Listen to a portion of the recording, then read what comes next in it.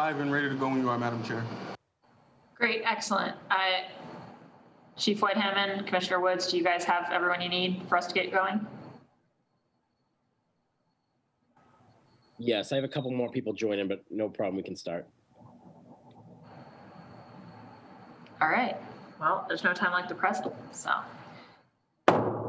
I'm calling this hearing of the Boston City Council's Ways and Means Committee to order. For the record, my name is Kenzie Bach. I'm the District 8 Councilor and also the Chair of the Council's Ways and Means Committee. And this hearing today is live streaming. You can find it at boston.gov/city-council-tv. It's also broadcast on Xfinity Channel 8, RCN Channel 82, and FiOS Channel 964.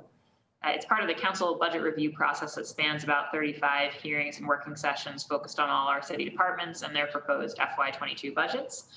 We're nearing the end of the departmental part of that process. It ends on Friday. And then the council will continue its review through the rest of the month of June.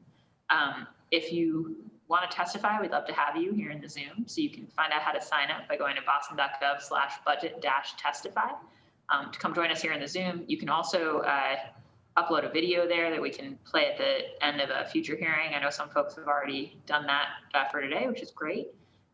And then you can also send us an email with written testimony attached or in the body of the email at ccc.wm@boston.gov. That's ccc.wm@boston.gov, WM for Ways and Means. And then tomorrow, June 3rd, Thursday at 6 p.m., we'll be having a dedicated public testimony hearing. So if you're watching this after the fact and daytime's not a good time for you, you want to come in the evening, we'll go straight to public testimony there and you can speak about any aspect of the FY22 proposed budget. So we'll be doing that tomorrow, 6 p.m. Join us. Again, boston.gov/budget-testify to sign up. If you go to boston.gov/council-budget, you can see the whole remaining calendar. And then you can always tweet at us with your questions and comments on the budget, #BossBudget, BOS budget.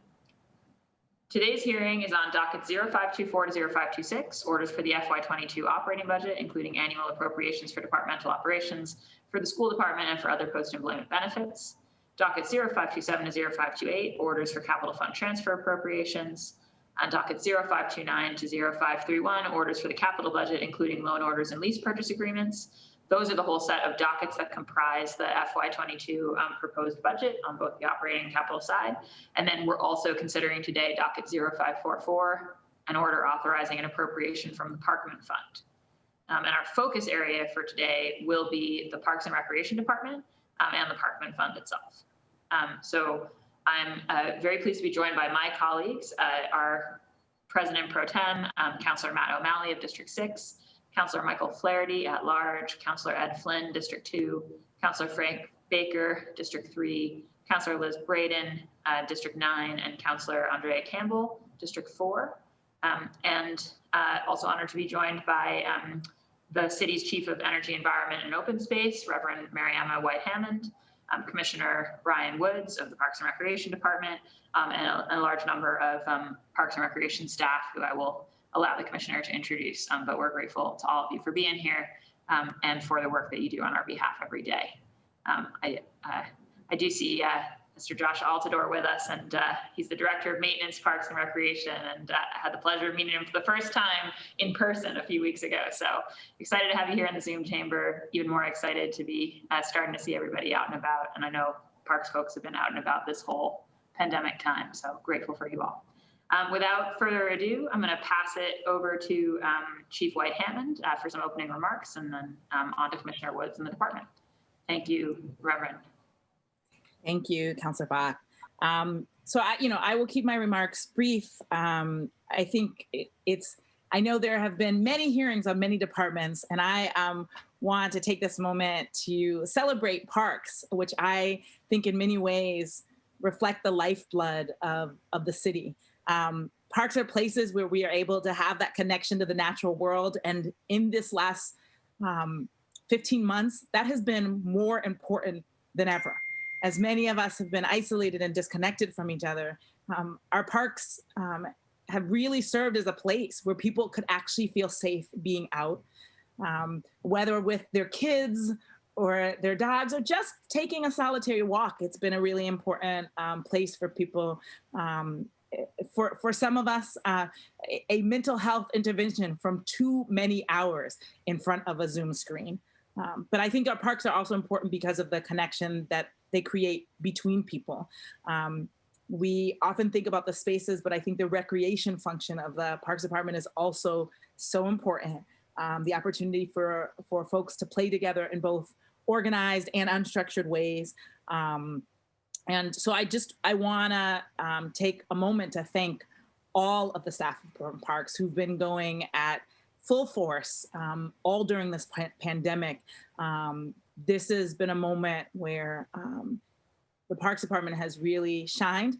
And so I think I will be handing it over to Commissioner Woods to talk about the highlights from this year. But I also feel honored to help lead this department because I've grown up using so many of the parks in Boston, from the Boston Common to Malcolm X Park. And when I was a kid, it was Washington Park. So I remember even the campaign to change its name from Washington Park to Malcolm X Park. And now having the opportunity to go over to McConnell Park, which is pretty close to me, and where climate change is already threatening the existence and the survival of that area and the trees in that area, and the really important work that Parks is doing to try to get out in front of that climate reality, to elevate and preserve as much of that important park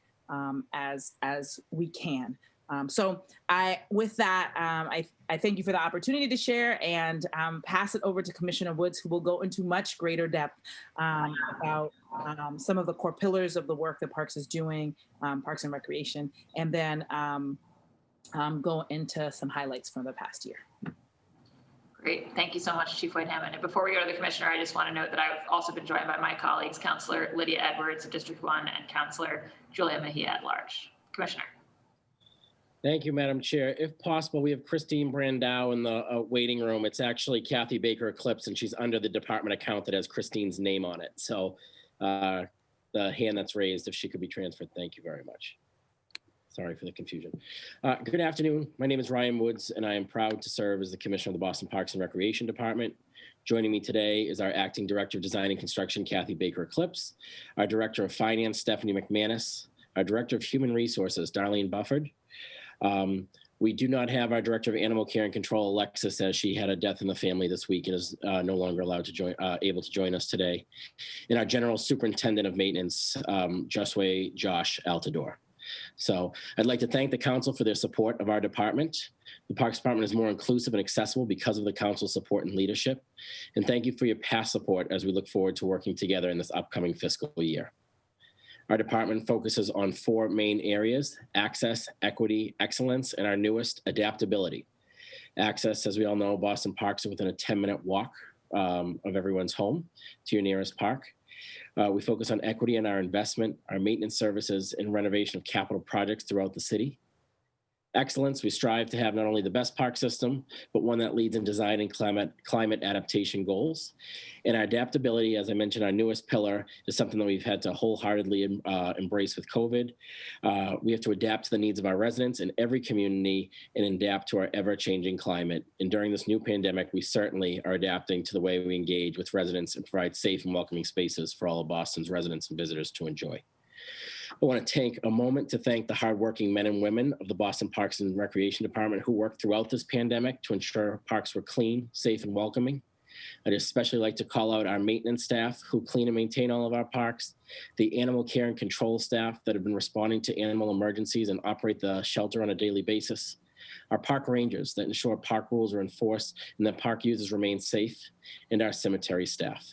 All of these employees have worked each and every day throughout this whole pandemic.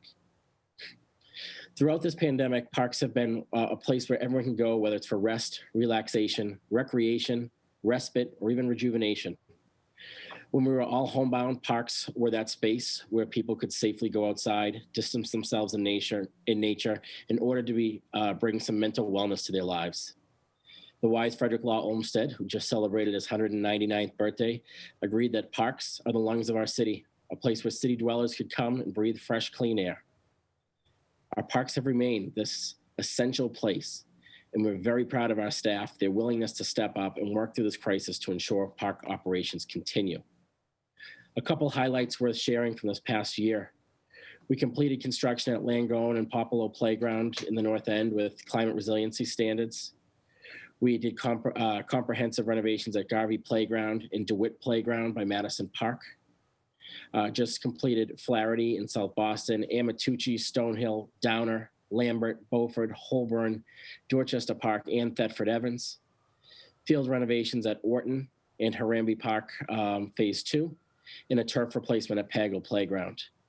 We're in the process of redoing the turf right now at Madison Park athletic fields that should be done in the next couple of weeks as well. We broke ground on Mary Hannon Phase 2, Harambe Phase 3, various courts throughout the city, Medal of Honor in South Boston, McConnell, Walker in Mattapan, and Rosendale Wetlands. We currently have 20 parks under design citywide, and we continue construction and the restoration of the Muddy River and Fenway in partnership with the town of Brookline, DCR, and the U.S. Army Corps of Engineers. We continue this partnership with the U.S. Park Service and the Friends of the Public Garden to complete the restoration project at the Robert Gould Shaw 54th Regiment Memorial on Beacon Street. And we awarded new design contracts for the parks at Chittick School and Norwell Street in partnership with the Trust for Public Land with some funding from the Community Preservation Act. Our External Affairs and Marketing Division changed to COVID safe style, high quality programming during the pandemic. They implemented new programs that were on the go or that people could do from home, including Picks in the Park, multilingual story walks, pumpkin carving contest, Parks Bingo, Boston Park activity books, the Mayor's Garden Contest, and even some informational videos such as how to make a flower box or bird nest building. And of course, one of the favorites, the Boston Blooms with Daffodils effort that happens every fall. We hosted successful socially distanced outdoor series as a popular drive-in movie at the Convention Center and in Wentworth's campus last summer and fall, entertaining over 9,000 attendees and having 16 shows. We pivoted to virtual community meetings and webinars, hosted over 40 virtual meetings, ensuring that our design and construction, Parks Commission, and tree hearing meetings continued. We began advertising our meetings in various languages, customized to each community.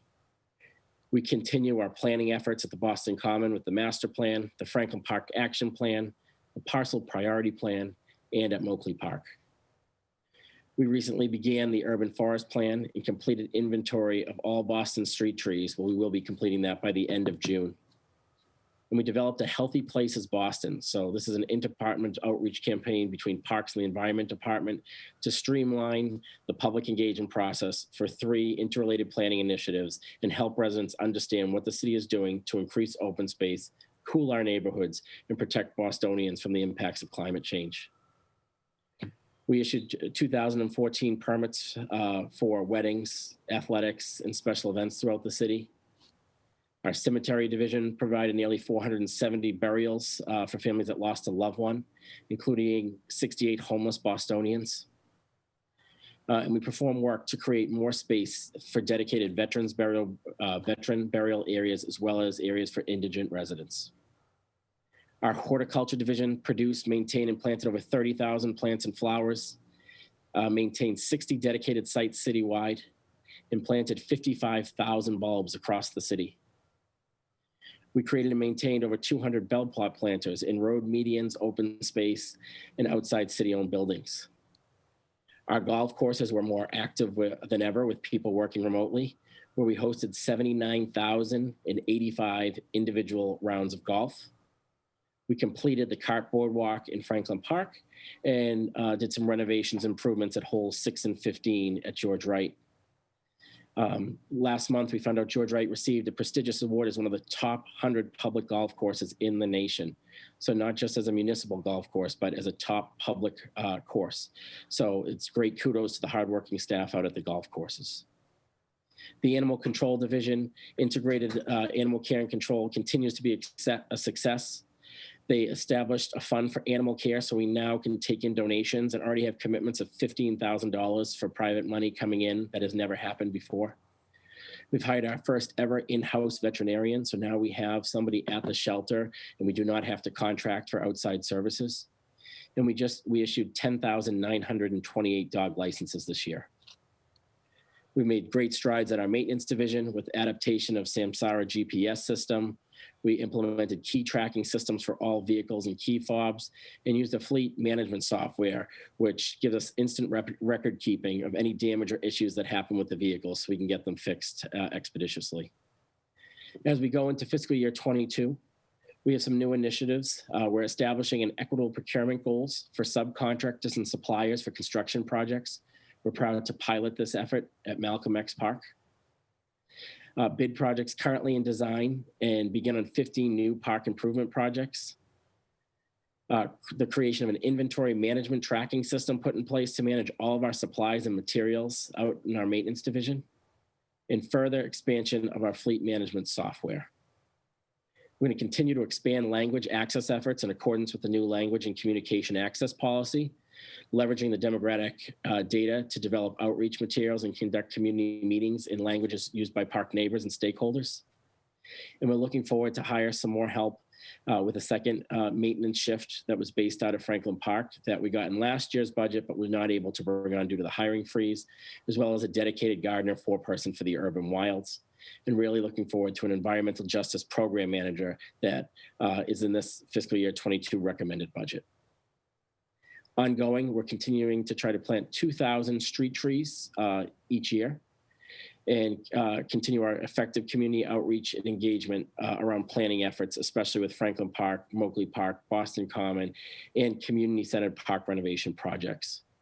We look forward to completing the Boston Common and Franklin Park plan this coming fall, right after the summer, and continue our planning efforts on the Urban Forestry Plan and Healthy Places Initiative.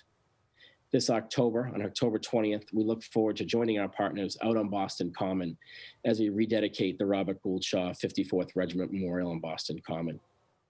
There's obviously a lot of things that have gone on in parks this past year despite the pandemic, and the one thing that is clear is the parks have been there for us. They've been there for people to get outside, and it's our time to be there for them, to help support parks and to always have safe and welcoming spaces for all Boston residents and visitors to enjoy. Thank you. Great. Thank you so much, Commissioner, for the description and for the work. I'm going to go now. Am I all set to go to questions, Commissioner? Great. I'm going to go to my colleagues in order of arrival. Colleagues, I'll send you the order, but up first is our President Pro Tem, Matt O'Malley, and then it'll be Councillor Flaherty. Councillor O'Malley? Thank you very much, Madam Chair. Chief Commissioner, I cannot say enough good things about you and your team. I apologize in advance if I leave anyone out, but special shout out as we begin to Christine Brandow, Mike Fredaro, Allison Perlman, Greg Mossman, Max Ford Diamond, whoever does Max Ford Diamond's press, and just all the incredible, talented men and women of the Boston Parks Department.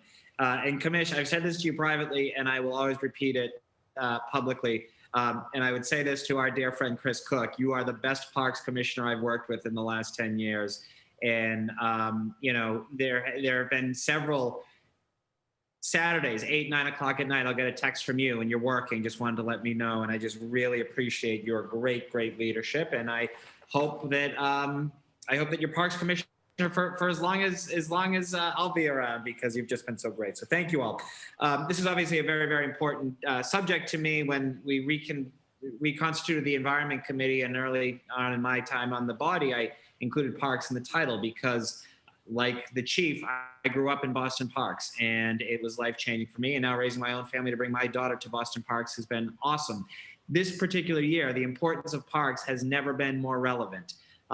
It's remarkable how it was really the Emerald Cathedral, as Jerry Wright calls it, for so many of us, just to be out there, to get out of the house, to see other people, albeit in a distant way. And I'm just so grateful for each and every one of you. And I am hopeful that while we do see some real increases in the parks budget, and I'm not going to deny that, at a minimum, the Boston Parks Department budget should be 1% of our total budget. We're not there yet. We're not close to being there yet. We have seen an increase, but I am hopeful that going forward that we are able to actualize that, because there's so much more funding that can go into it.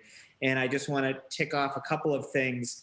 The first being some district specific, and then I'll do some larger sort of policy ones. But for the district specific, Commissioner Murphy Field has, you were out there visiting with some constituents a couple weeks ago.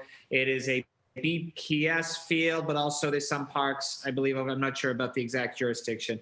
It desperately needs help. We have 500 kids from JP for youth soccer, for the Regan League baseball that play in it. You have been out there. In fact, one of my constituents thanked you for getting the crews out again this past weekend. But we need a major renovation there. I'm cognizant of the fact that these things go through a process, but I'm just curious if very briefly you can speak to Murphy Field and JP, which is such a great resource for so many kids. Yeah, I'm embarrassed, Counselor, to say it was my first time at Murphy Field the other day when I was out there, and we met and had some contractors go out and do some band-aiding quick fixes. But it is a multi-jurisdictional. The Boston Public Schools owns the playground. We actually own the field, and field renovations aren't done as often as playground renovations because we're not following a code and stuff. So there's definitely a need. It needs a major overhaul, as you mentioned, and we're hoping to get it in a future capital plan. Okay, great. Well, perhaps when we talk about resubmissions, we could at least see some indication of that, but I will continue to push that as in my days on this body, full capital plan. Similarly, Billings Field was something that we were able to work together on last year. Will we be able to have a Billings Field sort of pre-meeting? Maybe not this summer, it's not a great time, but early fall. Can we get that scheduled? Yes, we're putting it out to bid for an RFQ for a designer to come in, and we hope to start that process later this fall for Billings. Great. And thank you for your great help with Millennium Park in West Roxbury. It's really exciting to see phase 2, and thank you to your team on that. The Arnold Arboretum is celebrating their sesquicentennial next year, 150 years. It's one of my favorite places on the planet. I'm just hopeful that we can, as we talk about some more capital projects, there's a couple of water fountains there that have been not working, some stone wall stuff, if we can get that done ASAP. You know, I was talking with Ned Friedman, the executive director, not too long ago, and he mentioned that last year between 2 and 3 million people visited the Arnold Arboretum. A majority of whom were people of color. So not only do parks help unite us as a city, but also I think those sheer numbers show the importance that it should be part of the public health network as well. So, and I know you all share that, but it's exciting things happening at the Arboretum. Commissioner, you talked about the urban forestry plan, and I know Max, in that beautiful, well-deserved column that I joked about a couple weeks ago, Max is the only official arborist with the city. Correct. And second is starting on June 14th. Okay, and as it relates to street trees, one thing that I'd advocated for was the LiDAR study. Your predecessor and I, being a couple of city guys, thought we could go in an airplane for the LiDAR study till we realized it was actually not manned drone. But can you talk a little bit about what that showed us in terms of what we need to be focusing on and how we need to look at the increased street trees? Yeah, so it showed us that we stayed at a level 27% canopy coverage, which is actually great news despite all the private development that happened in trees that have come down on private property. It shows that the planting of street trees have been helpful and will continue to be helpful moving forward. What this will help us with is we see all of our heat zones and have it all mapped out now. And with our urban forestry plan, where we've been doing an assessment on every single street tree, we can now combine the info that we'll have from the street trees with the LiDAR that will help us for all the park trees and privately owned trees, so we can have a better knowledge of our current canopy. Okay, great. And, you know, it's funny, I've been doing some research in this as it relates to, and we can talk offline, this is not directly relevant to this conversation, although I think it shows the importance and the need for street trees, is that individuals often want mature trees planted in front of their homes because they look great, because they're big, because they're healthy, they provide more coverage, but it can often be tricky to get those trees to survive. So we really need to be intentional. And I would actually look to the Arboretum, which, as you know, is a museum, is a living museum, in terms of some better street tree maintenance and preservation. And then, of course, the other side of this is how gas leaks can, cost us, if not millions, hundreds of thousands of dollars worth of trees each and every year. So I hope we can continue to address those issues. Obviously, you're going to hear from all my colleagues or most of us on the mounted unit, and just the incredible service that they provide allowed me to add my voice to calling for funding that, growing that. They provide education, they provide security, they provide information. It's been great. Similarly, as I was talking about some specific budget district things, I also want to talk about the Stonewall maintenance south of Jamaica Pond at the Prince Street edge of the meadow at Francis Parkman Drive between Perkins Street and the Arbor Way. And thanks to Sarah Freeman, who's been a great leader there. And also Jefferson Playground improvements. I'm trying to speak quickly before I see that gavel go up. Sorry to hear about the death in the family of our new Director of Animal Care and Control. I'm curious if we have seen, a wonderful thing at the beginning of the pandemic was you saw so many animals that were adopted, but you're seeing anecdotally, and I talked to folks at Angel Memorial and MSPCA, a lot more pets now being surrendered back to those. Have we seen any of those sort of metrics with our city shelter? Yeah, we have a 1% increase over last year of our return to owner, but we still have very low numbers out of animal shelter, which is great news. So we haven't, so we're continuing the work there, and having that in-house vet tech and having the in-house veterinarian has really upped our game out at the animal shelter. Okay, great. And can you talk briefly about Urban Wilds and sort of what the management program is for that? Do you have a designated person on your team? Yeah, we have 31 urban wilds throughout the city, incredibly managed by Paul Sutton, who works with a lot of corporate groups and volunteer groups to do cleanups throughout the year. Last year was obviously a tough year with COVID protocols, not getting to do as many cleanups that are desperately needed. So lots of work to do. He currently is hiring for a gardener for a person that will help him get spread out through these 31 urban wilds. To get more activation, get more cleanups going on, but have another expert that can tell you what's invasive, what's not invasive. So we look forward to that position bringing on. It's been posted for about a month and a half. It's been tough trying to recruit somebody with the qualifications, but there's a couple candidates that are in the final two right now. Okay, great. And so overall, the budget is a modest increase, about slightly north of $500,000 increase, and that's under permanent employees. Is that the one additional employee over last year, plus other salary adjustments and collective bargaining, I assume? Yes, and I mean, obviously it won't go up, but we're excited with the hiring freeze. We're actually able to hire for a lot of those positions that have been vacated for the past year.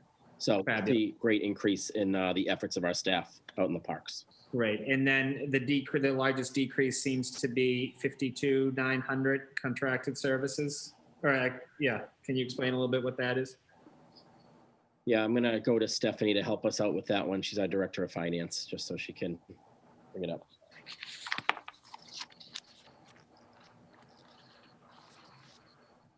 In our contracted services line, you see a decrease?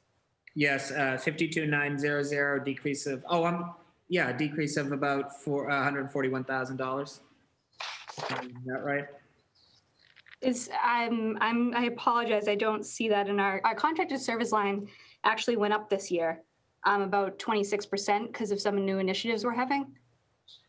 I'm looking at Appendix A. I mean, my time is up, but perhaps I'm reading it wrong. Okay. Why don't we, Councilor O'Malley, ask the department just to follow up on that? You can check that.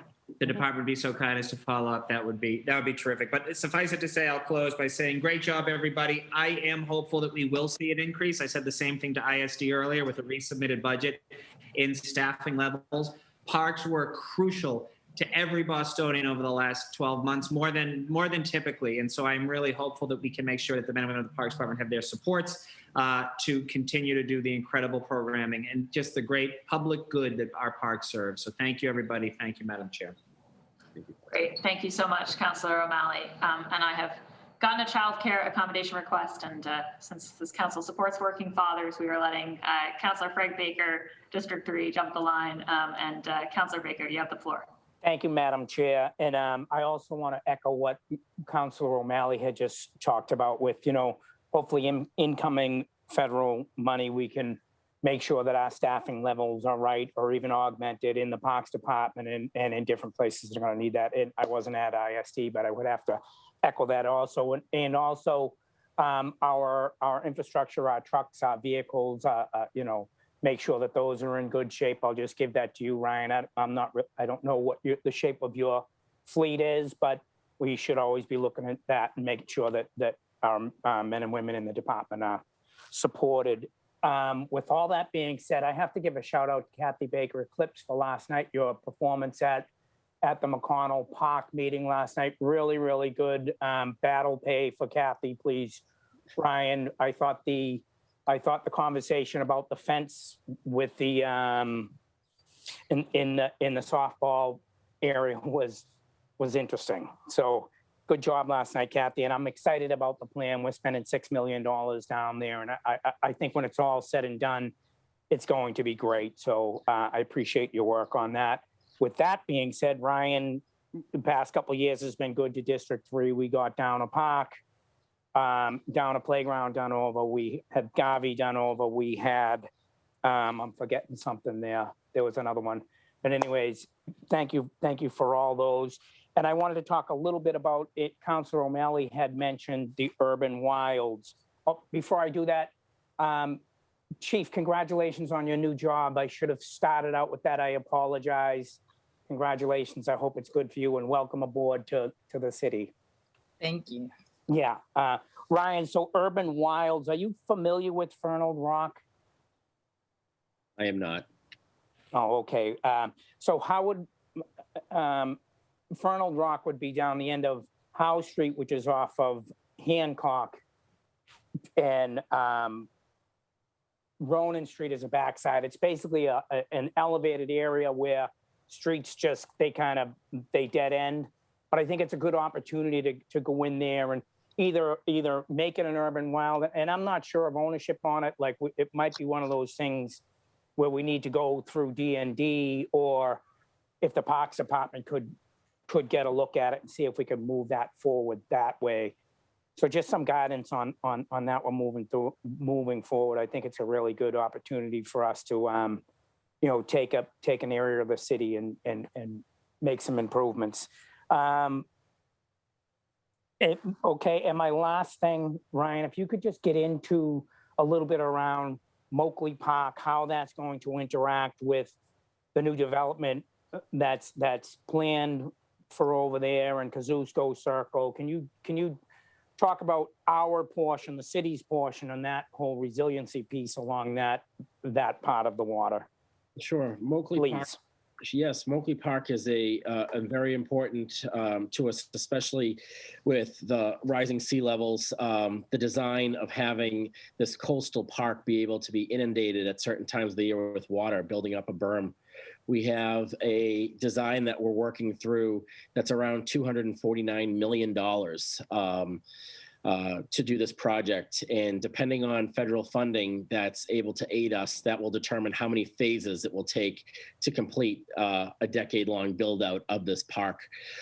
Trying to work now with neighbors on phase 1 and obviously engaging with our partners from the Housing Authority across the street, and very engaged in the Bay City conversations to see how they can be helpful with operations and maintenance of the park. Once this park is built, how can we sustain it to the level of maintenance that is needed and required?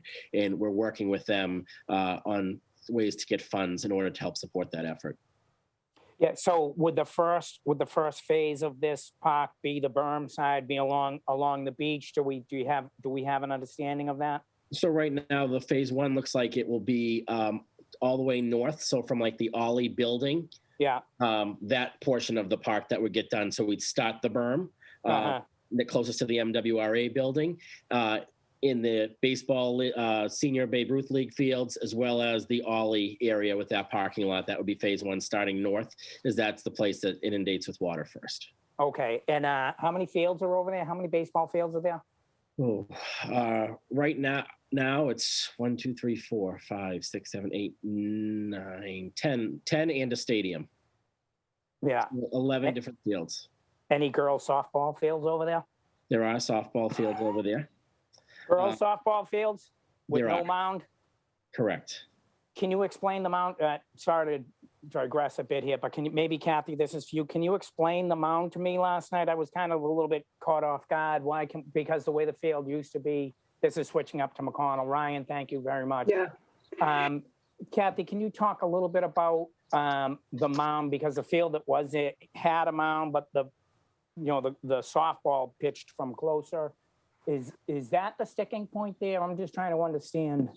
So a Little League field has a slight 6-inch rise at the pitcher's mound to replicate more of a traditional 90-foot baseball with a much larger rise. But a softball field has no rise. It's just it's practically level, just pitching water off. So that is, and it can bounce funny if softball doesn't like that bounce back at the pitcher.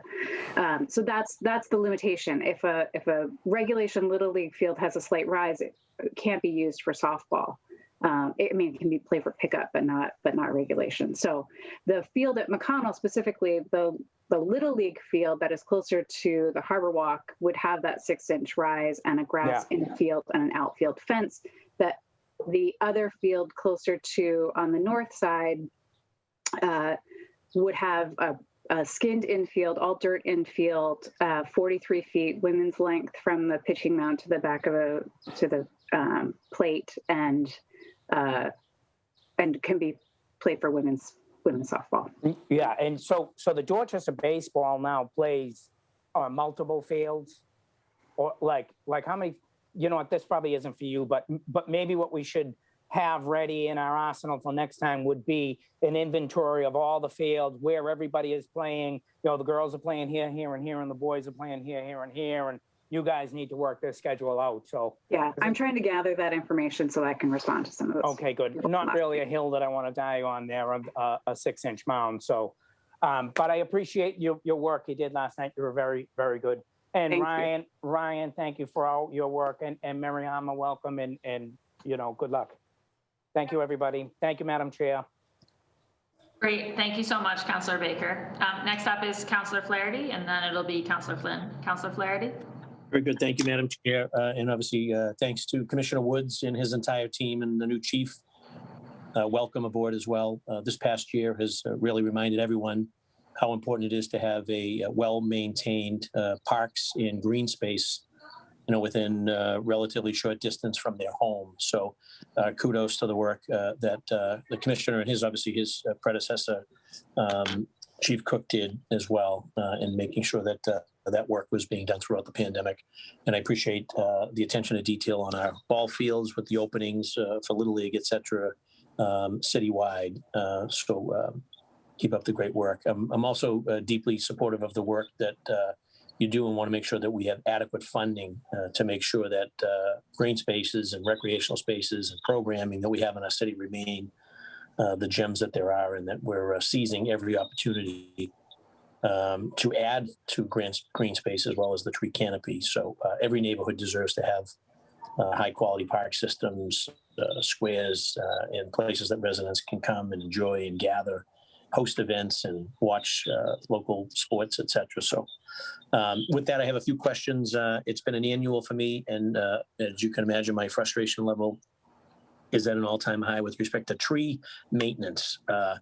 And the time has come to take the tree maintenance program in-house and to take it to a new level. And I'm going to have a hard time supporting this budget if we don't have our own legitimate, bona fide tree pruning and tree planting division. We want to be, and if we're going to sort of, I don't want to be all sizzle, no steak here. So I think that it's important that as we continue to make strides in the green territory, that we have it instead of farming it out. And so when I get phone calls to have trees pruned and or trees planted or dead diseased trees removed, I've got a better shot at playing for the Bruins. So that has to be addressed. Why people are waiting so long to have trees pruned, only to find out that we have to sub it out. So we have a Parks Department, and the Parks Department should be on all cylinders, and a tree maintenance program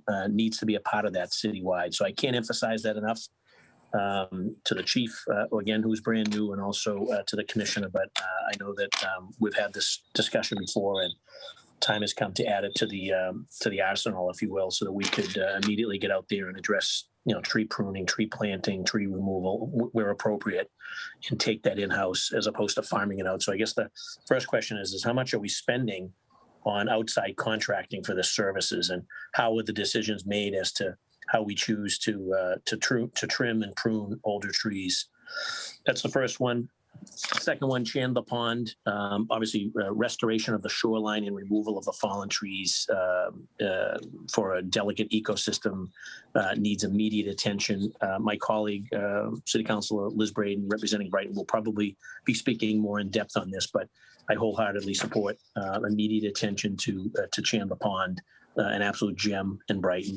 Middle of Honor Park needs the fencing that we see in the facade along East Broadway needs to continue down N Street and M Street. No neighborhood would allow for their park just to have one portion completed, let alone the very first Vietnam Memorial Park in the country. So I'm sure Council Flynn will add to that. I know Councilor O'Malley talked about Billings. If I could just get a quick update on the Franklin Park renovations, as well as alert you to calls that I've been getting pretty consistently from East Boston with respect to McLean Park and residents asking for significant renovations to McLean Park. And lastly, obviously, animal control, a huge increase in pet ownership throughout the pandemic. So can you talk about staffing and/or any additional strategies to address, the increased volume with respect to pet ownership, clearly through the pandemic, but will continue throughout. So that's it in a snapshot for me for round one, and I'll sit back and listen attentively to your answers to the question. But again, I cannot emphasize the need for a tree maintenance program to be in-house with our Parks Department, and let's take this to a whole new level. Thank you. So I will jump in really quickly on part of the tree piece, and then I know Commissioner Woods can handle, quite frankly, all of the others. This is a conversation Commissioner Woods and I have had. I want to note that we are not the only municipality that is struggling to fill positions, specifically in terms of an arborist. It was an exhaustive process, and recruiting someone from out of state to get them here, because it is a challenge to find qualified arborists, and it is a challenge for us to compete with the public, with the private sector in not just recruiting but also retaining folks. And I name this because I've now had an opportunity to talk with a few other people who are doing sustainability work, and actually in other parts of the country. As it turns out, we are not the only city struggling with this issue. On the other side of things, one of the things that I think is exciting about that is it does give us a good place to focus some of the resources we have around green jobs. We, of course, want to train people for highly competitive positions that give them an opportunity to find jobs quickly.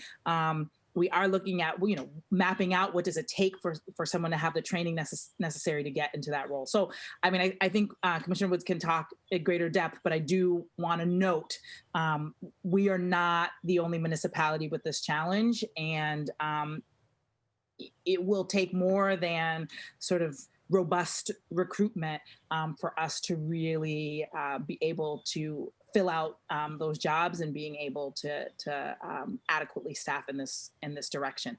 I will note that we have submitted some extensive to the supplemental budget that include from our Healthy Places initiative, which again brings together environment and parks. So there are pieces in there.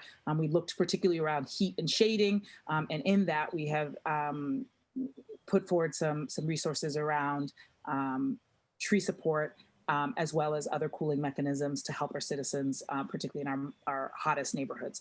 But I will pass it over to Commissioner Woods to say more. Thanks, Chief. Council, to answer your question on cost, fiscal year 20, we spent $556,991 on tree pruning. This past fiscal year 21 was $461,235. for removals. We spent in fiscal year 20, $295,000, and in fiscal year 21, $236,000 to date, with the rest of this month to go for removals. In terms of Billings, Billings is in the next RFQ to go out to have a designer assigned. So we hope to have those meetings starting later this fall for the work at Billings and West Roxbury. Very exciting that Chandler Pond was funded through the Community Preservation Act. We are finalizing the MOAs right now with the CFO's office and waiting for that money to be transferred to us so we can assign a designer, do a community briefing, and then ultimately put the project out to bid to start at Chandler Pond. So very excited for that. We hear a lot about that fence at the Medal of Honor. We've seen some proposals. We are working with some community benefits packages, mainly on that Edison build out to try to fund that fencing that is so well needed and deserved at the First Veterans Memorial, Vietnam Veterans Memorial at Medal of Honor Park. McLean has been something I hear over and over again, and something I've really pushed working with Barbara in the community group out in East Boston. We do have it in this year's requested budget. So we ask that the council look favorably on that renovation of McLean in East Boston so we can get that started. Pet ownership.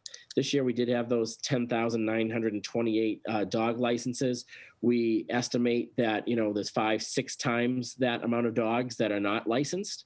So and that could have been COVID related where people did not register their dogs, but we're trying to get as many people in and connected with animal control and be out there to continue offering the low cost rabies vaccinations and other offerings that they offer. And like I mentioned earlier, we're very excited to finally have a full-time in-house veterinarian, so we do not have to outsource veterinary services at exorbitant costs, that we now have somebody in-house that's able to help us with all issues at animal care and control. I think that was all of them. Great. And Franklin Park timeline, Commissioner Woods, the Franklin. Thank you, Councilor. So Franklin Park, right now, the action plan is due to be done the beginning of this fall, and then we can phase out the work. We do have that money from Winthrop Square that we're able to be put behind this. So we're excited for that, but the action plan itself is due to be finished right after the summer. Very good. Thank you, Commissioner. Thanks for your time and also for the great work you guys are doing in the parks. Thanks, Councilor. Thanks so much, Councilor Flaherty. Next up is Councilor Flynn, and then it will be Councilor Braden. Councilor Flynn. Thank you, Councilor Bach, and thank you to the chief and to the commissioner and the dedicated and professional park staff that is here with us today and throughout the department as well. Thank you for the tremendous work that you guys are doing. Commissioner, I know you and I spend a lot of time in talking about Moakley Park. We had a difficult summer last year, as you know, down there, and I think you were down there with me a bunch of times. I work closely with Captain Boyle on public safety initiatives down at Moakley Park. Having said that, is there any support, or what are your thoughts as we go towards the summer about public safety down Moakley Park? And having said that, as you know, I'm down there about 4 or 5 days a week with my son playing baseball. But the parks crew that works there do an exceptional job. So I wanted to highlight the parks crew, but obviously we have some public safety concerns. Thanks, Council. Yes, hats off to Chris Neff and the crew down in South Boston that take care of Moakley. We are working again with partnering with Tenacity that's going to return to Moakley Park, as well as trying to offer some more camps and do some outdoor programming to encourage people to go in. Through the Discover Moakley and Make Moakley Yours campaign, we're working with Boston Harbor now and with Kathy Lafferty to come up with some creative programming to bring people in the park, whether it's a movie night or a concert or some sort of positive activity in the park. Working with the Boston Police, they have installed a number of cameras, and I believe there's a few more going in after some incidents that took place a couple months ago. So again, partnering with them, but we're trying to program the park with as much positive activity as we can, continue any needle pickup and disposal, and work to make sure our park is clean and welcoming for all.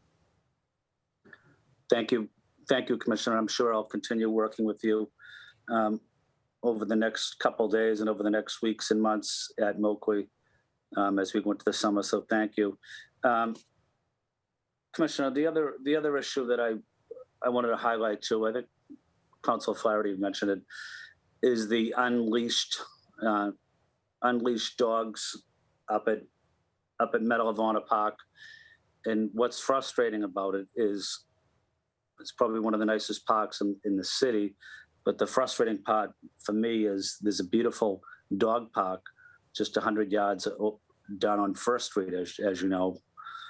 And we still have these dogs running wild, unleashed. And this is a park for kids and families. But are we able to do, Commissioner, more of a public education campaign about why you just can't go to the First Street Dog Park, which is only 50 yards away from Medal of Honor Park? Why do people have to use Medal of Honor Park as their dog park? Yes, Councillor, we're facing this issue in many parks throughout the city, and it seems like even on streets where there is a dog park, to your point, people are still choosing to use, the closest open space, or, their dog doesn't like to be with other dogs, or they need a small dog zone versus large dog zone, or whatever the issue may be. So we're seeing it even at Peters Park in your district in the South End, where there's a beautiful dog park and people are still using the fenced-in Little League fields that is 50 feet away in the same exact park. So to your point, yes, we can up our game with public outreach. We do have some sandwich board signs that we display time to time with positive messaging, encouraging people to please keep their dogs on leash while in public parks. And it's our goal to work with our partners, whether it's state agencies or city land, to try to put a permanent dog park in every single neighborhood. Fortunately, South Boston does have a few, and we're going to work throughout the city because many neighborhoods don't have any. So to try to get dog recreation spaces in all neighborhoods throughout the city. But it's definitely a challenge we're facing citywide with people choosing not to use a designated dog recreation space and use public green space. Yeah, thank you, Commissioner. That public awareness would be helpful. I've noticed that too at Peters Park, and the kids that use the baseball park are a lot of kids from Villa Victoria. And they play there all day Saturday. They play there all day Sunday. They practice during the weeknights. They're wonderful kids. They have a great program. But I can't even believe that we're letting dogs run around there when there's a beautiful dog park 10 yards away. And these kids have to, dive into second base knowing that that's used as a dog park. So thank you for following up on that, Commissioner. Then one of the issue that we've talked about many times, and we've talked to Chris Cook about it. Certainly, the Rose Kennedy Greenway is not a Boston Parks Department. So there's very limited parks in Chinatown. The Tai Tung Village little park, that's probably the smallest park maybe in the city. But is there a way to make that a little bit more family friendly for some of the kids that go in there? I know it's small, but they deserve something a little nicer. Or and having said that, the other aspect is I always wanted to make it an easier commute going from Chinatown to the Boston Common and to the Public Gardens. Even though it's so close, it seems like it's also so far away with crossing over in the busy traffic streets. But just those two issues, what your thoughts might be. Sure. Yeah, Tai Tung is certainly one of the smallest parks in our inventory, something that renovated, well, if I'm going back now, 2013, 2014. And we did some recent renovations nearby at Elliott Norton, which is still Bay Village in, close by, but it is not in the Chinatown district. The other two parks over there that you mentioned, I believe, Mary Suhu, which is part of the Greenway, and Reggie Wong, which is owned by Mass DOT with the court. So I think we'd look for opportunities. It's more just finding the dedicated open space there. I don't know what bigger elements we'd be able to put in Tai Tung Park, but one thing we have contemplated is it worth closing down the street and creating a play space? So activating it more on weekends or on certain days to expand the play space outside of the actual fence. But in terms of that, happy to partner. I know Mary Sue, who's getting all new safety surfacing now there at the end of the Greenway, and Reggie Wong is our Mass DOT partner that runs that park. But we're constantly going out trying to replace the netting and basketball netting for the residents in that community. So we'd look for opportunities with them, but it really is difficult to find some space in that densely populated neighborhood to add more open space. And then Ryan, just maybe it's a transportation issue also and a public works issue, but how do we make walking from Chinatown to the Boston Common more pedestrian safety friendlier, especially for our seniors, Asian families that love going to the public garden and love going to the Boston Common, but just crossing some of those Tremont Street, Boylston Street. It's a major challenge. It's a major challenge for them. 100% agree. I think we can work with our partners in the streets cabinet and transportation to try to have safer walking paths and maybe add some more trees along those routes so it's a more welcoming approach as you leave Chinatown to head towards Boston Common, have a better tree-lined route on those side streets. But definitely we'll work with our partners in transportation for some safety measures for crossings. Thank you, Ryan, and thank you to the Parks team. You're doing an excellent job. Thank you, Councilor Buck. Great. Thank you so much, Councilor Flynn. Next up, Councilor Braden, and then Councilor Campbell. Councilor Braden. Thank you, Madam Chair, and thank you to all the folks in Parks for all the great work you do. We greatly appreciate all the wonderful improvements to our playing fields and ballparks in the neighbourhood over the past few years. I will go back to something that Councillor Flaherty has already mentioned. It's the issue about Chandler's Pond and Gallagher Park in Brighton. This project has been in the works for public advocacy to address this issue has been going on since 2018. We have a beautiful urban pond that is probably the only pond in the city. I don't know other neighborhoods as well as I know this one, but I've been told that it's the only pond in the city. It's a nature refuge. We have herons and snapper turtles and cormorants and all sorts of wildlife there. And they have a very active Friends of the Chandler Pond group of 140 members that have organized community days, cleanup days, nature walks, and days to remove invasives from the parkland around the pond and from the shoreline. The shoreline has lost in some places. The pond size they've lost 10 to 15 feet in some places due to trees falling down. And basically, if we leave this and don't intervene in an expeditious way, the pond is going to just become a swamp and will be more and more expensive to restore. The Friends did make an application to CPA this year.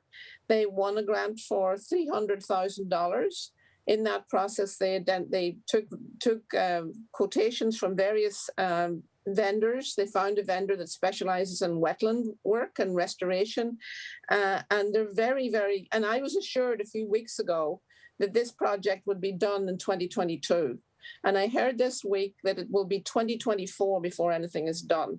And I think that's really not responsible stewardship of this very valuable resource that we have. It's not a sexy ballpark. It is a very beautiful urban wild in the middle of our neighborhood, and people are just fed up with this process of not getting this addressed. And it's an emotional situation for people, because so many people, it's a passive green space where people walk and go for serenity and peace in the midst of a very busy city. So I really am not happy that this project has been kicked off to 2024. It needs to be addressed in a more expeditious way. It is a delicate ecosystem that we just can't neglect. We have trees with broken limbs that are hanging up in the air. Somebody's going to get killed. Someone's going to fall on someone, and it's time for action. The other issue, I have another park I want to bring up, is McKinney Field. We have had an ongoing study going on for 3 years, I think. I heard in my conversations with parks recently that, 3 years, if you can wait much longer, the study becomes almost obsolete because things change over time. This is a very, very important project for our youth in the neighbourhood, especially the residents of Faneuil Gardens public housing, which is adjacent to this park. It's well used by our youth programs, and we really want to see this project move forward. It's been 3 years. We want to see this happening very, very soon. I'm just curious about, when CPA funds are designated for a park project. It was a long process to get those funds. A huge amount of volunteer hours went into it. I just feel if the money is coming over, why can we not expend it in a timely manner to address a very time-sensitive issue with regard to Chandler Pond? Those are really the two big. Obviously, we talk about dog parks all over the city. We have one. We're in the process of getting one down at Smithfield. Obviously, we would like some more. Again, back to the enforcement issue, I still think even if we do have dog parks, many dog owners are not responsible and let their dogs run loose over the ball fields, which makes it very unpleasant for our young people playing sports. So that's really the three big issues I wanted to address today. Thank you, Councillor. I will start with the dog park and Chandler Pond, and Kathy Baker Eclipse, our acting director of design and construction, who was the one overseeing McKinney, is on and will be able to give us the update on that. So starting, completely agree with the dog parks. I think no matter how many we put in, there'll always be some people not using it. So we'll have to work on an education campaign and work with our animal control staff to try to educate the public better on trying to get them to use these designated space when there is one in every neighborhood. And we are happy about the addition to one being added at Smith in the process. So that's there. Chandler Pond have gone out there many a time with Chief Cook at the time, as well with Song Ferguson and the neighbors, and have walked the site. Was very happy to be supportive over many phone calls with the CPA staff. That money has not been given to the Parks Department yet. It was just voted on this February of 2021 that we are in. And then we have not yet received any of the CPA funding. It all goes through legal and MOAs. And once everything's signed, we usually get the money over the summer. So once that money comes in, we can put it out to hire a designer that will take a lot of the design that the Friends Group has put out when they applied for the CPA, and do a community briefing.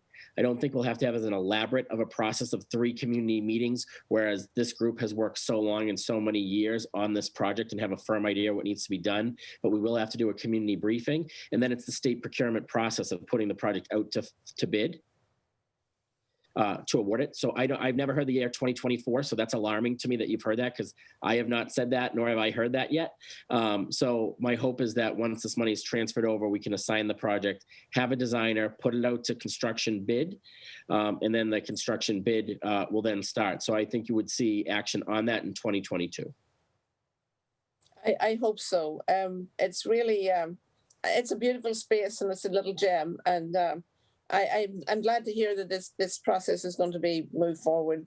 2024 was what was told to me by someone that had been speaking to someone at Parks Department. So thank you, and We'll get thank that you in for all cap- your work. And I share the view that our parks are an essential public health resource to help us manage our stress and get exercise and get solace and peace in a busy city. And thank you for all your work. I really appreciate it. Thank you. And I'm going to just have Kathy speak on McKinney since she's our resident expert. Yeah, so thank you. I'll try to be really quick. McKinney, we have about a $2 million differential between what land would cost to build and the funding we have available. We were hoping to find some outside funding to help fill that gap, but the COVID funding source has been, monies have been diverted to other equally worthy causes. So we're going to circle back, see if that's still viable, and then if not, we may reapproach capital funding to fill that gap and move that forward. And would McKinney be eligible for CPA funds or not? No. The artificial turf field, CPA does not fund artificial turf projects. So I don't know whether we would carve that out or do it separately or whether look for the other funding source for that. Well, I have a conversation. I think we're lining up a conversation with you very soon to talk about beating the bushes to get some more money. Yeah. But I really want to see that project move forward as quickly as possible. Agreed. Thank you. Thank you. And thank you for all your work on Ringer Park. It's coming along beautifully. Thank you. Really appreciate your expertise and professionalism and your skill in this arena. Thank you. Great. Thank you so much, Councillor Braden. Next up is Councillor Campbell. Councillor Campbell, you have the floor. Thank you, Councillor Bach. And of course, thank you, Commissioner, to you, your team for all the hard work, particularly in COVID, during COVID, et cetera. Kathy, I want to give you a special shout out too, as you help to navigate what is happening in Grove Hall and get all of the players and stakeholders together to create more green space in the area and really just implement the vision of many of the residents, right, with respect to some new desires and some old desires. So thank you for your leadership there. I'm going to be quick because at some point I'm sure the gavel is going to start to wave. I just want to start with some gratitude, which I'm sure all of you want and deserve, frankly. And that is just Doherty Gibson playground redesign, the Harambe Park work, the cleanup at Puddingstone Park, which also engaged residents, the project manager for the WOW Park. These were just things we were hearing in my office from residents. So want to pass those along to each and every one of you. Really meant a lot. There was a lot of advocacy over the years. So thank you to each and every one of you. In terms of just more advocacy, and I know the department has probably already received this, some of the Fenway Civic Associations have been reaching out around more recreational, sustainable recreational funding for youth and families, a permanent line item for animal care and control, a dedicated general counsel, mounted park rangers, staffing at historical parks. I'm just naming those because I know they're coming to you probably maybe from a few counselors, but I do think it's important when folks do send information that they want to be spoken at a budget hearing that we do that. Now, more of my questions. There's obviously been a lot of conversation around trees, the importance of expanding our tree canopy in the city of Boston. One piece that I've been talking about, I know the department recognizes a need for more arborists. Just the city really seems to be greatly understaffed compared to other places. So I just want to continue to plug and to advocate with the department on more resources from the administration for this purpose, because we obviously hear from residents, it can take 6 months to get someone out there to really deal with the tree issue. I know folks are working day in and day out in that department to respond. So that's a plug for more, just more human capital in that department. One question I did have that came up is because it does take so long prune trees to really deal with these issues because of the limited human capital, which I hope, of course, the department gets more human capital. Just any thoughts on what an equity lens looks like? It's almost like the sidewalk design policy. You know, it's not all dependent upon 311 calls. It really is looking at areas that have maybe the folks don't call the most, but the need is greater for different reasons. So any conversation on using an equity lens around the tree pruning backlog, that's one question. I'm just going to ask all my questions and then open it up to you guys. The second is Mother's Rest, which of course is in Four Corners. It's been in the queue for redesign for the past couple of years. Any updates on this? We've been told there's going to be a project manager assigned. Any updates would be helpful. The second is soccer programming, Pago Park in Jamaica Plain. Any updates there? Been pushing for that, actually in partnership with Council O'Malley for field redesign. Also just expanding the space for youth soccer. That program, what they do there is so diverse and just really integrative. I want to lift that up. So any updates there would be really helpful. And my last question is, what are the requirements or set of criteria for public trees to be approved if they're going to be cut down, if they're dead or unwell? In situations where the Parks Department approves for trees to be cut down, I think the residents they may have to pay or cover the cost. Is that the case? If so, why? Or what's the dynamic there would be really helpful. That's all I have now before I see a gavel. But I might follow up via email on monarch butterflies. We've heard a lot on that too. We need to do something about that. So I'll follow up via email on some questions that came up on that issue too, based on some advocacy and pledges we've been receiving as well. So I'll just do really quickly on the tree pruning and backlog and planting. And I will say I'm living that reality right now. I had a tree in front of my house and getting it taken down and now waiting for the new tree at some point, but I'm going to wait my turn in line. I'm not asking to be moved up to the front of the line. But I think that I do want to know, like, so first of all, I want to celebrate that the forestry plan does have an equity lens to it. In fact, there's an equity group specifically looking at the forestry plan and how do we make sure that we're not just the rising tide will raise all boats, but looking at the question of where has there been some historic underinvestment and how do we make sure that those communities receive the support that they need. I do think it's important, and I'm really glad folks are focused on this. I cannot underscore how much we are also up against a structural challenge. If we have the resources, but we literally can't fill the positions, or Commissioner Woods has to recruit nationally to try to find arborists and get them to move here. We need a bigger intervention than just thinking, like, let's just add one more position, because if we can't get the people to fill the position, that's a challenge. Now, I do want to know part of that is that, you know, our salaries are not competitive with what someone can earn in the private sector. And so that is its own challenge. But we have had some internal conversations about what could we do to grow our own, and are there any possibilities? Are there BPS schools that might want to partner with us? Can we find someone to add an arborist program, for instance? And then we could use some resources to hire those folks instead of, you know, an expensive company. But I will pass it on to the commissioner to talk more. But I do think I have asked this question from my own interest, from my own lived experience, and then spent some time doing a little research beyond our department. And I just think it's important for us to note we are dealing with a more structural problem in terms of being able to hire, attract, and hold arborists and folks who have the experience to do tree maintenance. And so we'll need, and I would love for folks who are interested. I know that I've already had a conversation with Councillor Bach, but for others who are interested in the work that we'll do in Green Jobs, I will say that hearing so much interest, we will make sure that we really lean into this job path as one that we should deeply explore.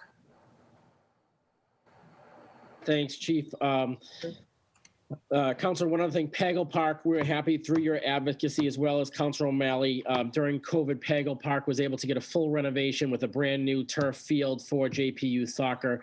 They are now asking us to try to do some improvements to Murphy, Jamaica Plain, to also make that's a natural grass, so it's not a smooth surface, and that's in much need of repair. So to try to get that into a future capital plan for the JPU soccer and baseball leagues that play. Thank you, Commissioner. On requirements, public trees. So if a tree is dead, diseased, or hazardous, it can be come down. The arborist can ask for it to be taken down. There's no public process. If it is deemed a healthy tree, it falls under Mass General Law, Chapter 87, which means there has to be a public hearing. And usually that's for a development or somebody's putting in a curb cut for a driveway or something in front of their home.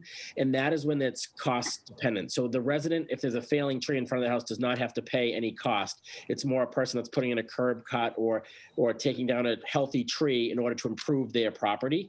And through that, they have to buy a legal ad that goes at the newspaper. The first Thursday of every month, we have tree hearings with the city's arborist and tree warden, and then a decision's made, and then they have to pay the cost at $300 per caliper inch at breast height of the tree. So there's a whole process along with it, but that is for healthy trees. However, it is dead, diseased, or hazardous, a limb that needs to be trimmed, there is no cost. That is something that we contract out and have taken care of in-house. I'm going to ask Kathy if she'll touch on Mother's Rest. I believe that project is imminent. It's just staffing. I just want Kathy to confirm. Yeah, so it is, we've selected a designer for that project, and we're just waiting for a little capacity in our project manager's staff load, or project load, so that we can assign that project and get going. So I'm hoping that this summer we can really make some movement forward on it. Thank you all. I see the gavel. Thank you, Commissioner. Thank you, Kathy. Thank you, Chief. Thank you to the rest of your team. Thank you. Great. Thank you so much, Councillor Campbell. I think Councillor Edwards has had to step away momentarily. Councillor Edwards, are you back? So I think given that, we will go to Councillor Mejia. Councillor Julia Mejia, you have the floor. Thank you. This has been such an educational hearing. Commissioner, I don't know how many folks who are tuning in actually know that there are public hearings for trees. And I'm curious, as I hear you say this, in terms of education, what information is shared with homeowners about the process of what it looks like? Is this just for trees that belong to the city, or is it all trees in the city of Boston? Because this is a very important discussion that I think all residents need to know about. Yes, Please. Councilor, great question. This is about street trees that are in front of people's homes. And if it is deemed a healthy tree, if they're doing improvements or putting in a driveway or something, that's when you have to go through that process. It's step by step on the city's website. People are notified. There's a flyer goes on the tree itself too, so the passerby that walks by that tree every day is informed about the tree hearing. But we are working along with our good chief on the urban forestry plan, where we come up with some policies that we can try to come up with some regulations to protect trees on private property. Right now, we don't have those powers, and our hope is that we can come up with policy suggestions to present to the council, and eventually, whether it be city ordinance or zoning restrictions or state law, to put in to have more protections on private property. Yeah, I think that would be really key, and especially as we start thinking about canopies and how we can help the whole climate issue here in the city of Boston. And I think that even an education campaign would be really beneficial to a lot of residents. I would advocate for that because those who are listening in got their 411 on all things tree here. But I do have just a few questions. So I'm curious, one of the large budget expansions in the Parks Department for FY is the use of contract funds to increase the department's capacity to run a robust summer recreation program for Boston youth as the city reopens. And I'm just curious, how is the city parks working with YEE and local youth advocacy organizations to collaborate on this project? I'm really looking to ensure that we are doing our due diligence to get the word out, and that we're not always just going back to the same usual suspects. So I'm just curious about what your outreach strategies look like. Then I do have another question. The department reported that the department sometimes experiences difficulty attracting qualified candidates for certain positions. And I'm just curious, how are we addressing this? And how are we working with local schools like Madison Park to create venues to employment? I know that Chief White Hammond mentioned BPS, and I was excited to know that they were part of your catchment area, but I'm really looking specifically towards Madison Park because it is about tech. What opportunities exist to even create a program that is designed specifically to build literally the pipeline for the next generation of arborists, if not in this FYI budget, but maybe something that we can work towards as something in the future.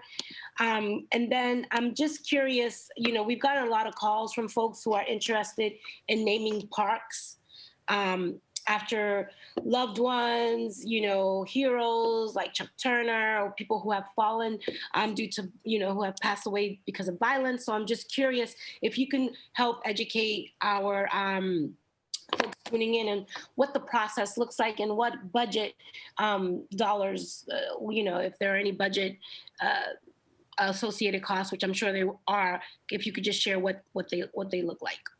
So I'll just do two quick ones. In terms of the public education, we are in the supplemental budget asking for some resources to begin some opening public education this summer around heat, but that is also incorporated much more robustly in the urban forestry plan to figure out how do we increase people's awareness about trees, about simple ways that citizens can partner with us to help make sure trees' chance of success and viability is increased. So the public education piece, really key, and we'll get started a little bit this summer, but with more to come. And then in terms of Madison, we definitely have Madison, in fact, the Nubian Corridor, including RCC and BFIT. So all those folks in that conversation. The question is, what is the right match for different groups in terms of the green jobs that they want to focus on? I don't want to impose on Madison yet whether or not an arborist program would be something that they're able to do, but it is definitely on the list of. Yeah, or even not even a full-fledged program, but maybe even just an internship so that they can learn about it. Yeah. Oh, sorry. It might be that Youth Build is able to partner. We're looking at a robust way. How do we make sure, because we are trying to help those resources hit the ground sooner rather than later, given how many people have been out of work this year. So we are both going to try to think long-term and build things out. And we are also trying to get some resources on the ground and into people's pockets in the short term. We're trying to find the balance between both of those objectives, given how hard many communities have been hit by joblessness. Thank you. Thanks. And Counselor, I'll take the other two. That one increase we got, a $250,000 increase. Here's another educational component a lot of people may not know. The money collected from the slush carts and the fried dough carts and the buy your Harvard t-shirt or whatever you see in the Common and all those parks goes back to funding youth programming. So last year with COVID, we had nobody paying us rent to sell their sausages and slushes and lemonades and whatever else they sell. So we had to go to budget and ask for a one-time $250,000 allocation so we could put on BNBL this summer.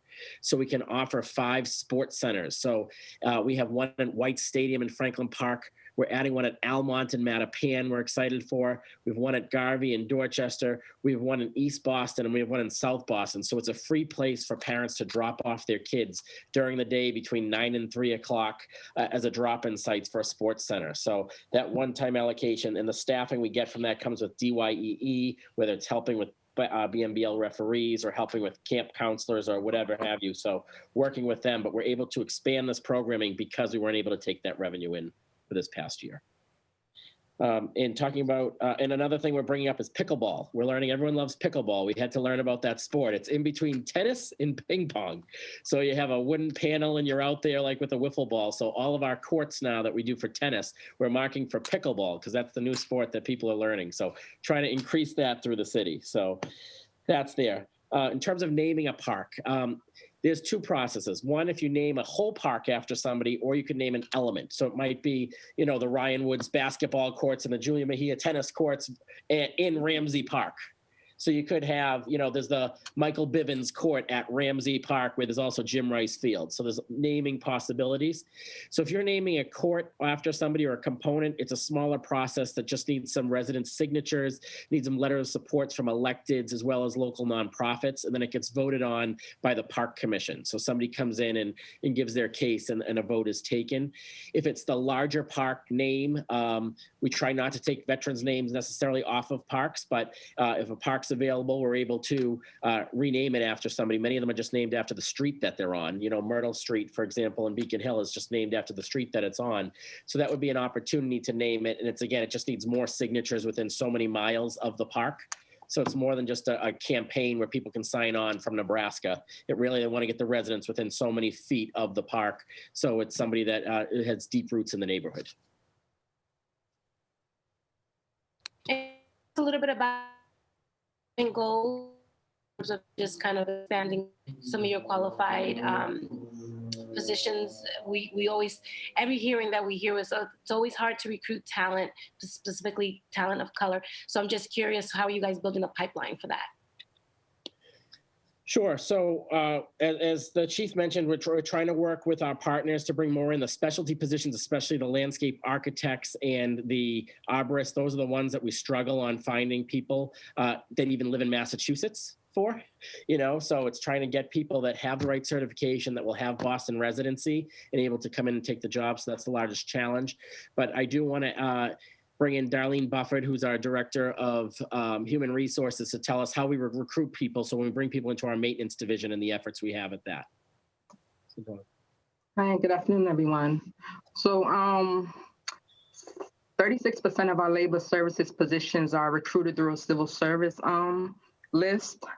So the state sends us a list and they're ranked from 1 till probably 5,000. And we have to select our talents from that list. And once we select them, we onboard them. And we also work with the diversity office to help us on recruiting diverse talents. But for the last year or so, it's been a little hectic on finding talent because we have positions on the website for probably like 3 months and only have 6 candidates. So that stopped us from recruiting. We also post our positions on the Mass Municipal Associations, and that also help us recruit a diverse workforce. And we partner with the Asian American Civic and the National Black Associations and to look for opportunities for diverse and professional talent. So. Yeah, that's great. And one last question, Commissioner, before I see the gavel is, I'm just curious. I know I see the gavel. I'm acting like I don't even see you, Brock. I just want you to know I see you, but I act like I don't. I just want to get this in. Is that I'm just curious, and just if you could just talk to me, Commissioner Woods, about your recruitment and retention efforts around ensuring that the department is reflective of the diversity that the city is. Like, can you just kind of help us understand what that, what the steps are? Like, you come in at this level, how many years does it take you to move on to the leadership? Like, can you just kind of like help us understand what the diversity goals and objectives are for your department and how you are working towards achieving them? Sure. One challenge we have had is with jobs being civil service, that we have to go from a list. So even though we might have somebody that was a seasonal employee that does a great job, that learns the parks, they're not next on the civil service list, so we can't bring them on full time. So then you have to start over from scratch with a new candidate to learn how to do the job. And we have somebody qualified that is from the neighborhoods that learn the job. So thankfully, during COVID, the civil service with the state suspended us going in order on the civil service list. So instead of pulling out of the first 3 or 5 that you have to pull to interview, I could pull number 5,000. So we started bringing people in from inside, and for the first time being able to promote from within the Parks Department as they move up in their jobs. I'd say a typical person could be 7 to 10 years in order to move up, just because the way of retirement requirements and stuff for a position to open up, in leadership models. There's that. And we are making efforts to make sure that the contractors that work on our projects that are not city employees also look like the neighborhoods that they're working in. So we're making sure through Malcolm X for that first project to do that equitable procurement to make sure the contractors that are working on it also resemble the community, to put more efforts in that. So we try to retain as many people as we can. Obviously, having city residency and, as long as you can able to stay in your job, and we'd love to promote from within because it doesn't make sense to start from scratch and bring somebody new in from the outside. No, absolutely not. And before I get muted, I just want to say thank you all for your hard work. It's greatly appreciated. And I see that Chief Hammond always wears green. I see that's your signature color. I've noticed a trend here. And so it's great to have you in this space and in your role, and really looking forward to your leadership here and working alongside your colleagues. Thank you. Thank you, Councillor Mejia. All right, before we go to the next councillor, I know Councillor Campbell wanted a point of privilege just to break in for a second and say one thing that she forgot, so I'm going to allow it. Councillor Campbell?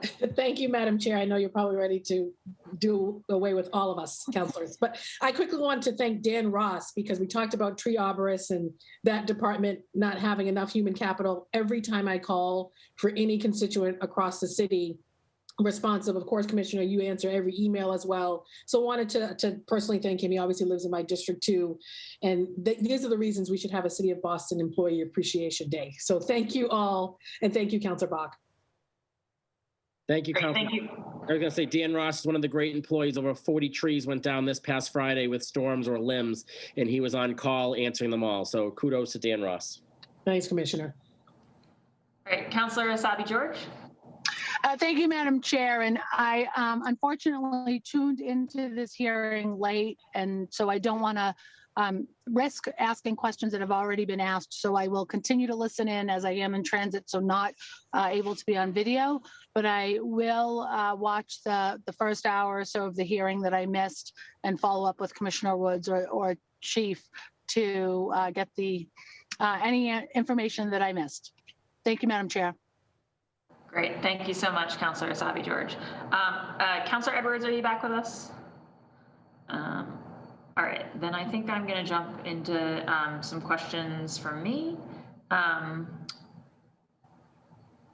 So, Commissioner, I wondered if you could speak a little bit more to, you mentioned in your opening remarks, sort of us trying to get, we doubled the tree planting budget last year.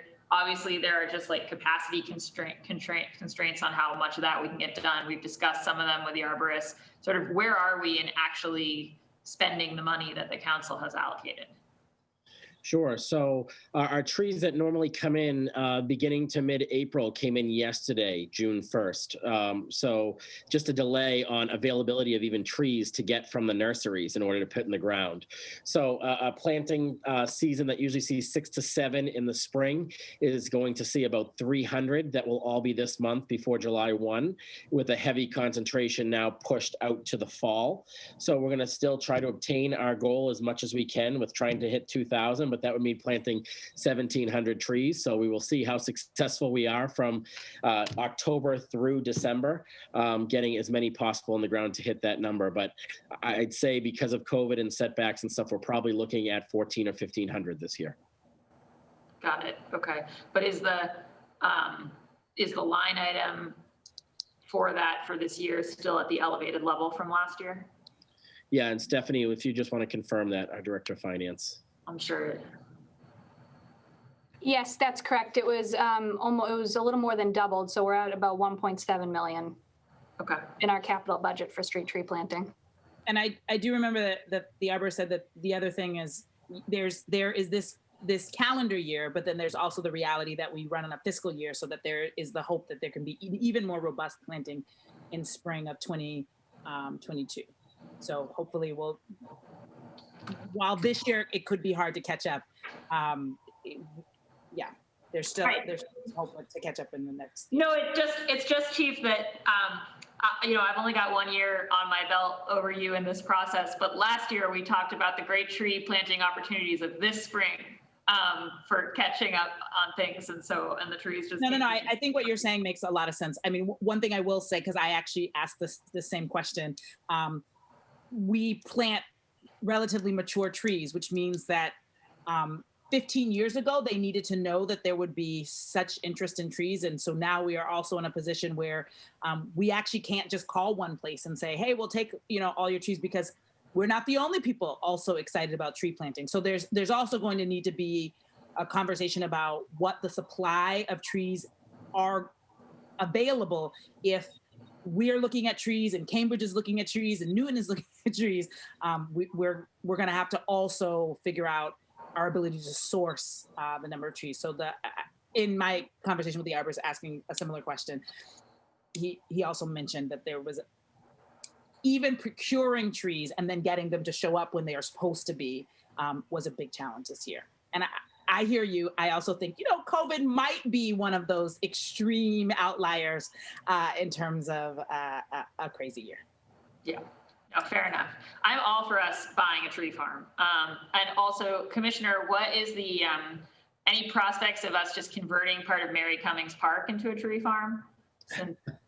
I think that would be a great conversation. The trust office is actually the owners of that. So if we can get the trust office, we've always talked about having a Christmas tree farm out there, but maybe to have some nice honey locusts growing out there would be great.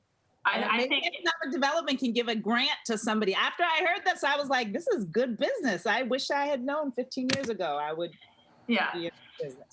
Yeah. So for those watching at home, the city of Boston owns a park out in the suburbs, which at various points has been a place for camps for children and stuff, but lately is mainly a park that a number of people in the suburbs get to enjoy. And we've been unable to ever break the will on that front. But does seem to me like it could be a place that we grow deciduous trees. I'm just saying.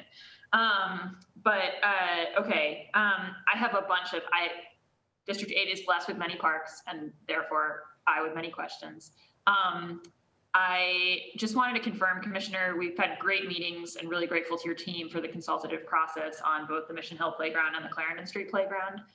Can you just confirm for me, because there's always kind of where we think the capital schedule is when we're talking in those meetings and kind of where it actually ends up. So, and I know with the Mission Hill one, there's a state grant that constrains the timing a bit, but if you could just confirm for me kind of what the expectation should be with the community of when those playgrounds are offline and when they're back online, ready for ribbon cutting. Sure. As I talk about Mission Hill, if Kathy thinks about Clarendon, so we can give you a quick answer on that as well. Mission Hill Park, you are correct. There is a park grant, so we are required to have that completed by May of 2022. So that project will be starting later this summer to go through the fall and to be done by May of 2022 in order to meet the terms of the grant. And I know the Clarendon meetings have finished, but Kathy, do you have an update on where that stands? Yeah, so we're through the community input process on Clarendon, but I think that we're going to be continuing to check in with the kind of smaller community group, including the neighbors next door, and worked out, kind of came to an understanding with the school group that uses the park to concentrate the construction during the summer, so that there was minimal impact to their use of that outdoor space during the school year. So the majority of the work is going to happen next summer. So I think prepping all that work, bidding winter, spring, doing the prep work so that we can really concentrate on getting into Clarendon in that summer zone and then getting out. Excellent. And Mission Hill's on the table right now. So bids are due, I think, next week. Great, wonderful.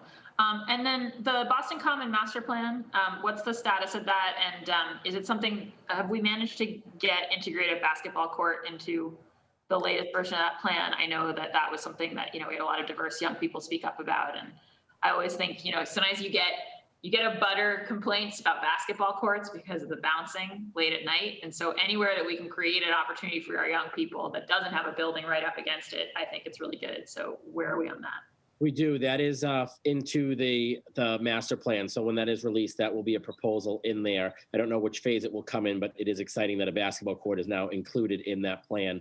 The completed plan should be finished right by the end of the summer, beginning of fall. So we'll be able again to start phasing that work out. You know, what's phase 1, what's phase 2 of the work. Thankful to have the funding from Winthrop Square in order to put some of those items to action. Okay, And public bathrooms, are they also in the plan?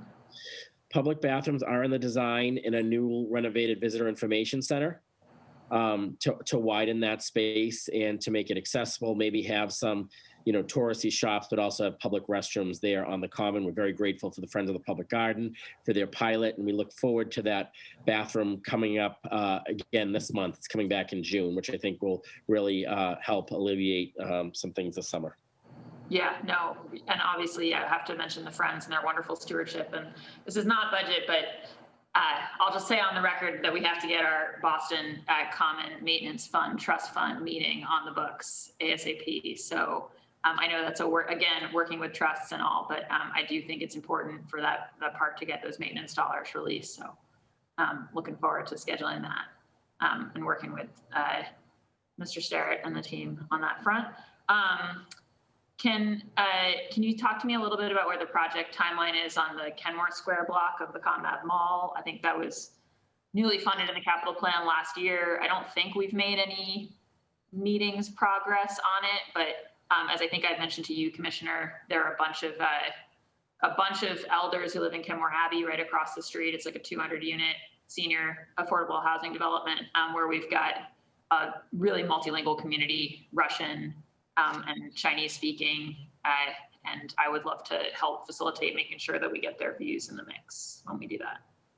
Yeah, Kathy can chime in as well, but I believe that's another project that's just waiting on staff capacity. So it's all ready to have a designer come on board to be assigned. But Kathy, is that correct? I think that's correct. I think we would put that out for the next round of RFQs this summer. Okay. So select a designer. Yeah.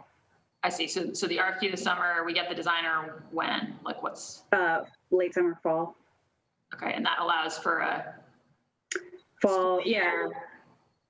Yeah, I'm not sure. Yeah, so we would do community briefing, community meeting process starting fall, winter, and then probably put it out to bid a year from now. Got it. Okay. And then the Back Bay Fence Pathway Project, also funded last year. I know it has to be coordinated with the big Army Corps project that's ongoing. Can you just speak to me a little bit about what our timing is looking like on that? Do you want me to take that, Ryan? Sure. I think it's in a similar timeline that we would put out for an RFQ this summer, pick a designer, and it's a lot larger, so the documentation may take a little bit longer. So it may be summer, fall 22 when we put it out to bid. Put out to bid the project or put the RFQ out? Put the construction project out to bid. Okay. All right. Yeah. Okay. So it'd be like a spring of 23 start, construction, which would line up nicely with that 36-month project with Army Corps. Got it. And again, this is less your guys' budget, but just putting a flag that I know, some of us are thinking about. There are these, there's a bunch of ideas, right, when we come to the infrastructure money on the federal level that might be coming down the pike. And a lot of them, I think, have to do with green infrastructure. One very specific one there is thinking about some of the environmental stuff that got taken out of that Army Corps project and trying to get it back in, completing the clearing of Phragmites, some of the more riverbank species stuff. And so just want to say that that's certainly something I'm going to advocate for. Would love to have the Parks Department and the administration in support of that. Great. Yeah. We spend money right now mowing down the Phragmites, and it'd be great to have that integrated in the project. I know there's a lot of feasibility studies. About $1 million feasibility is what the Army Corps would need to look into the new study and have partner buy-in. So it's a bigger conversation, I think, with the non-federal partners. But the Parks Department would love not to have to continue to mow the Phragmites and transport them to finish the project off and have the ecological restoration included. All right. Well, I have a few more questions, but I am mindful of having taken certainly my time, and I want to go back to my colleagues. So I'll have a few more in the second round, and then we'll go to testimony, because we've got a number of members of the public waiting here patiently to test to how much care there is for our parks.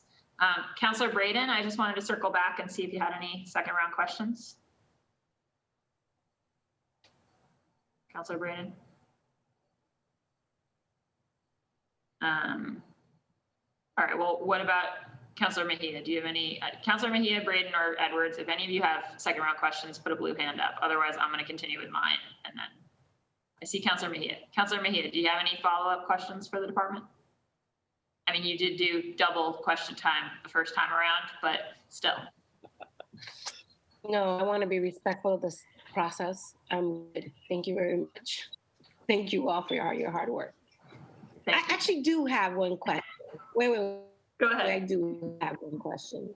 Now that you've invited me, I'm just curious. You know, I always talk about, and I'm happy, and I know I actually used one of your parks, the Thetford Park, which was recently remodeled, which we love. I'm hoping that the sprinklers are coming back. I'm not sure when. Everyone's asking me. I'm like, I don't know. But those sprinklers, when are they set to start out? If you could tell me that, so I can tell my constituents. Sure. June 15th is when we start turning on all the spray features across the city. So we'll make sure Thetford is on that list and gets queued off to go right away. Okay, yeah, so that way I can feel like I'm winning here. Like I got the sprinklers for my constituents. And no, that's it. Yes, and in terms of the basketball courts in some of these parks, is there a rotating kind of like schedule when they get updated and fixed? I'm just curious. There is. We have a various courts budget. We're able to do about 7 courts a year between tennis courts and basketball courts. So as they need repairs with cracks, et cetera. And is it something we can just do a quick fix seal coat that gets a few more years out of it? Or does it have to be a larger capital project? Yeah. And thank you. I'm not going to hold anyone hostage for this, but I just want to say thank you so much for all your hard work. It's deeply appreciated. Thank you. Thank you, Councilor. Great. Thank you, Councilor Mejia. Okay, I'll go back to a few more questions, and then again, we'll go to the public. The urban forestry plan, super excited about it. Is it true, I have heard that it may not include the trees interior to our parks, that it only includes sort of the street trees? Ryan, you're muted. Thank you. The plan will look at all of our trees as a whole. The assessment of going through every individual tree, doing the assessment, is just on the street trees. But the plan itself will look at the whole canopy as a whole. So it will be in the plan. It's just we're not going out to assess the health and wellness and species of every single tree. We're very fortunate with some of our partners with Friends of the Public Garden and Emerald Necklace Conservancy that they've been able to do that in their parks that they help steward. But in terms of the normal neighborhood parks, those are included in the overall plan, but not in the individual assessments.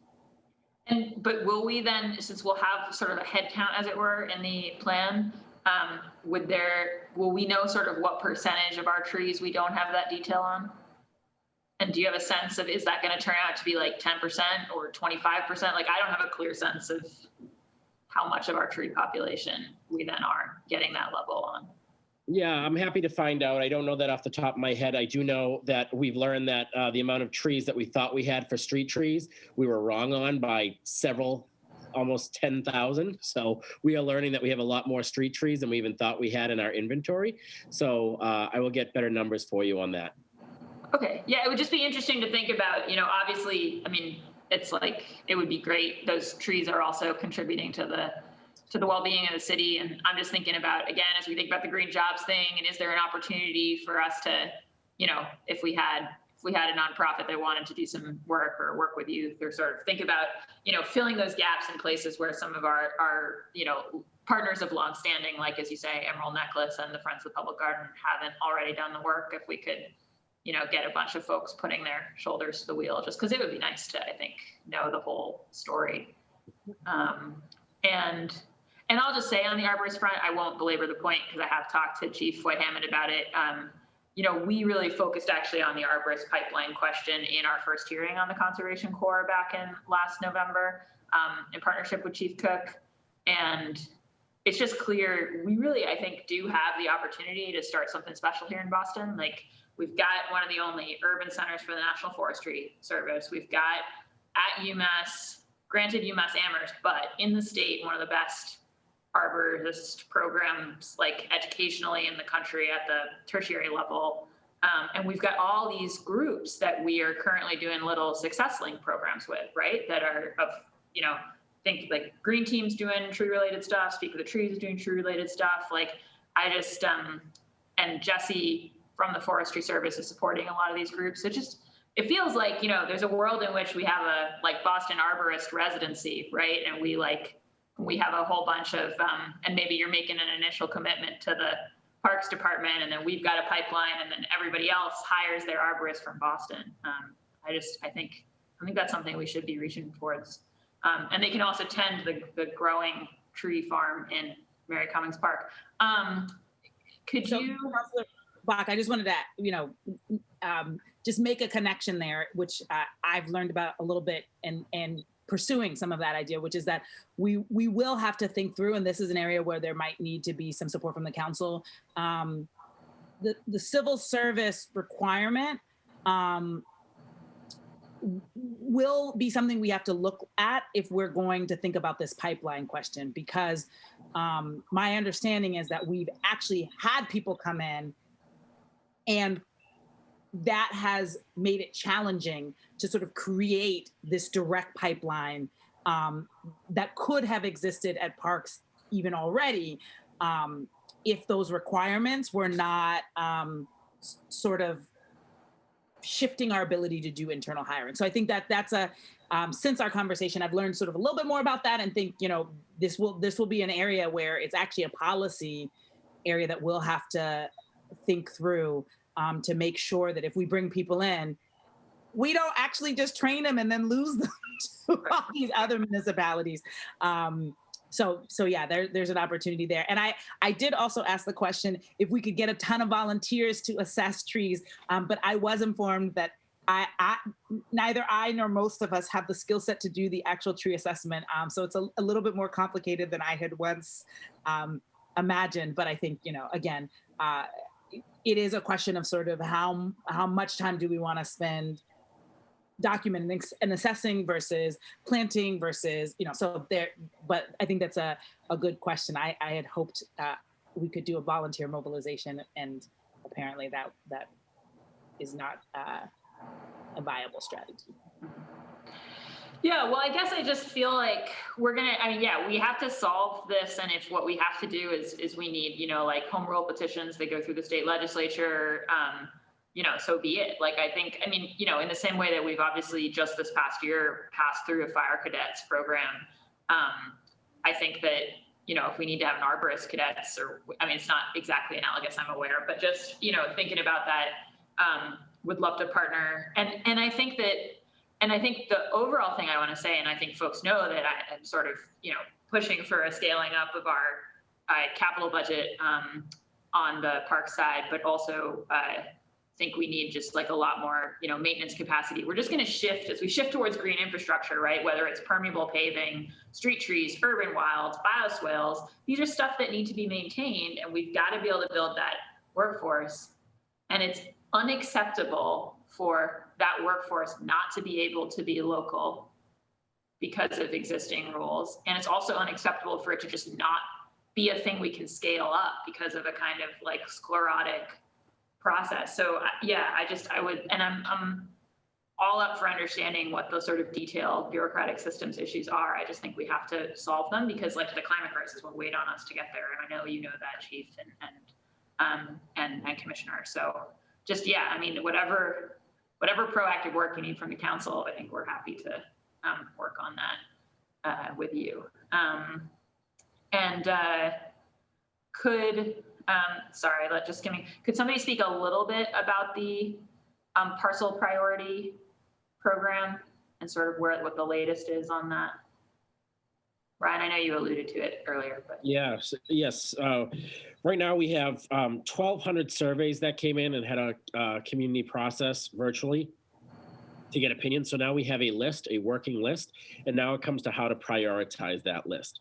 So, and we're looking at the heat map to try to prioritize where these parcels are. And now with the acquisition fund, we'd be able to potentially acquire some of these parcels. Excuse me one sec. Great. All right, so working with the community, many community members are involved on the prioritizing of this list, and we have a list now of all the properties. We also have a working group with city agencies to determine the ownership of these. Are they privately owned? Are they publicly owned? Who owns each parcel? How easy is it to acquire? And then going through the steps of getting land surveyors out there, et cetera, to hopefully acquire some of this land. Great. That's awesome. That's wonderful. I think I'm all for land acquisitions. Ryan, a very specific District 8 question that I actually brought to Public Works and they put it on you. So there's a staircase in my district in Fisher Ave going up to kind of McLaughlin Park and up at the top of Mission Hill. And, you know, it's a public staircase. It's used by members of my community and it's fallen apart to a kind of unsafe degree. And so I thought that Public Works were the people to bother about it. They informed me that it's actually in Parks' custody. And so I was wondering if, you know, if we could somehow, the folks who have brought it to my attention have said, look, we understand rebuilding the whole staircase would be a very expensive proposition. We really just want it repaired so that it's safe to traverse. And I was wondering if there's anything we can do on that front. Yes, we did see that comment through the Public Works process, and we did get to look at it. We have a mason on contract who has agreed to do some work. So we're going to get some quotes on it, but there will be some work done on those steps. That's fantastic news. Thank you. That's really great. People will be thrilled.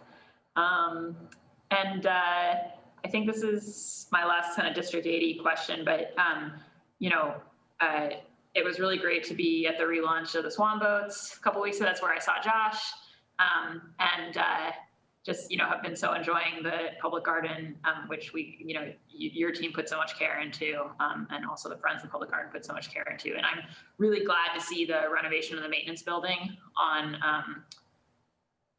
the list this year, just because I think, you know, we've had both functionality and safety concerns around there. And so just would love to hear what kind of the plans and timeline and partnership with the Friends on that front is going to look like.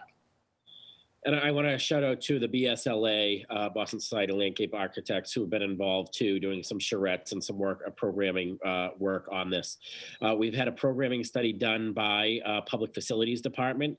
And now if this gets passed in the budget, we look forward to working with Public Facilities on a much needed renovated tool shed for the employees, for the Swan Boats, et cetera, out there. The conditions that they work in, they lose heat in and out just with one garage door bay every single time. So it's a much needed repair. We're happy that it's finally in the budget for some design. Hopefully it will be passed, and then we can work with our partners at Public Facilities to start the construction process. Great. Wonderful. That's great to hear. And I lied when I said it was the last district. Well, this isn't district specific, it's citywide, but you know, I think we all counselors every year hear a lot of questions and expressions of support for the Park Rangers mounted unit. And I know that's, you know, a couple counselors raised it already, but just if you could just speak to where their budget is relative to last year. Sure. Stephanie, I think you're going to add to me. I believe they did go up from about 78,000 to 90 or 92,000, but Stephanie will have the exact. Yep, that's correct.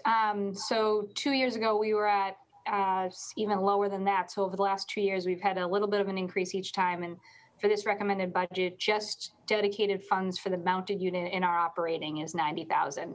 And then we do have some funds in our fund for park through donations, but dedicated just for the mounted unit is 90 this year. And do you know what that delta will end up effectively covering? Like, is it just cost increases? Is it something actually new? Or We did not take in as many donations as we usually do through the fund for parks, so we know we won't be able to cover any deficit we have. So we just requested, it's mainly horse feed and doctors type services for the horses, and then uniforms for a mounted unit. Great. Okay, well, that's awesome to understand, and thank you for that. And then kind of big picture question. I think, we will hear in the advocacy, and we certainly heard from the public, right, this desire for the parks budget to be larger in general and at least 1% of our city budget, and we're not there. I think we're well under there. And I know that also, our parks department is not at its historic high in terms of staffing and all. So I guess, and this is a question for the commissioner and also for the chief, like how to think about, we're growing the parks department's portfolio, right? We're growing the urban wilds with the urban forestry plan. We're going to grow that. When we talk about parcel priority and land acquisition, again, we're talking about growing the portfolio. Certainly the scale of work that I think we need to do to meet the climate crisis is just going to evolve, as we were just discussing, like a real ramping up. And so at some point it can't be more with less, right? It's got to be more with more. So how are we thinking structurally about that budgetary challenge? So yeah, this is a conversation we have begun because, for instance, with the urban forestry plan, now we're planning, but then on the other side of that, that's going to be more work and maintenance that's needed to be done in order to get to that point. So I think, I'm not saying I have a comprehensive answer to that. I think this is my 5th weekend. And so, my assumption was that was not something we could do through this budget process, but I think that you are raising an important point because you can't add more parks and think that you can maintain them with the same workforce. You can't grow more trees and think that you can support them with the same size. So I think what I would say is that this is a push to our team that I'm not just hearing from you, but from many of the counselors to really think about what do we need to do for next year's budget in order to be able to maintain all of the growth that we're seeing. And it's important because we don't want to build things that we do not have the capacity to maintain and maintain well. And it's not actually just the physical plant, it's also programming, because people want their parks to also be activated in positive ways, not simply to just be a present space. So I will take that as a charge to sort of sit down with the team and figure out what do we need to request in the coming year, and maybe begin to signal that earlier. Great, that sounds good. And we'll also just, put all mayoral candidates on notice that this is an important priority for anyone and everyone. Okay, I think, there's a few notes on my list that are kind of ongoing conversations, Commissioner, and I always appreciate your responsiveness. Obviously, the sort of challenges around the Canadian geese population in the Back Bay Fens, challenges around graffiti on our historic bridges, the issue of kind of the weeds and especially where I've got places where we transition from state land to city land and back to state land. And sometimes on the margins there, nobody's dealing with kind of the edge, and then it can end up quite disheveled. And so, these are, I think, ongoing things, but I unless you want to, I don't really need you to speak to them in this forum, just to, flag them as continuing things that we're discussing. And I know that also, we're also still in kind of community conversations about the Copley Square redesign, and that's an ongoing process as well.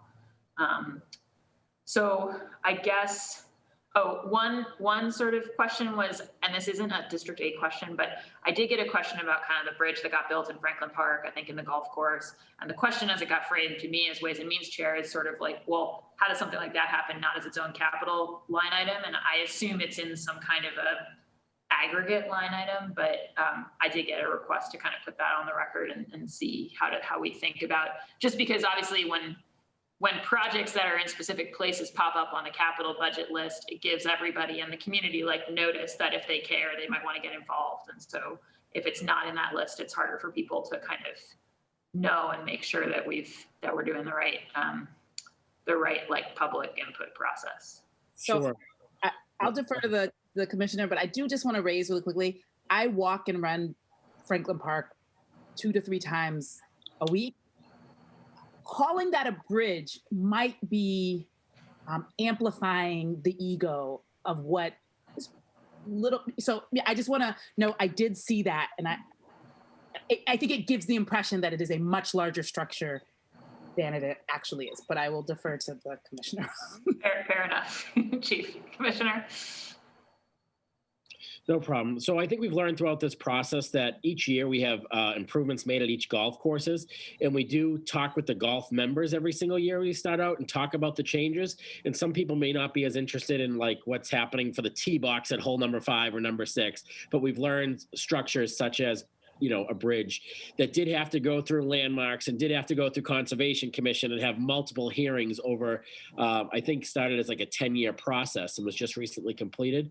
But point noted that there may be other people outside the golf circles that want to be engaged on some of these renovations. So we'll make that a priority. The intent was that pedestrians and golf carts were sharing the same pedestrian bridge. So to separate it, now have a cart path for carts, as there was an incident where somebody was struck by a golf cart while they were walking the loop. So I think the intention was well, but we've learned through the process to more elevate these projects that are on our golf courses, as there may be some interest besides just the members.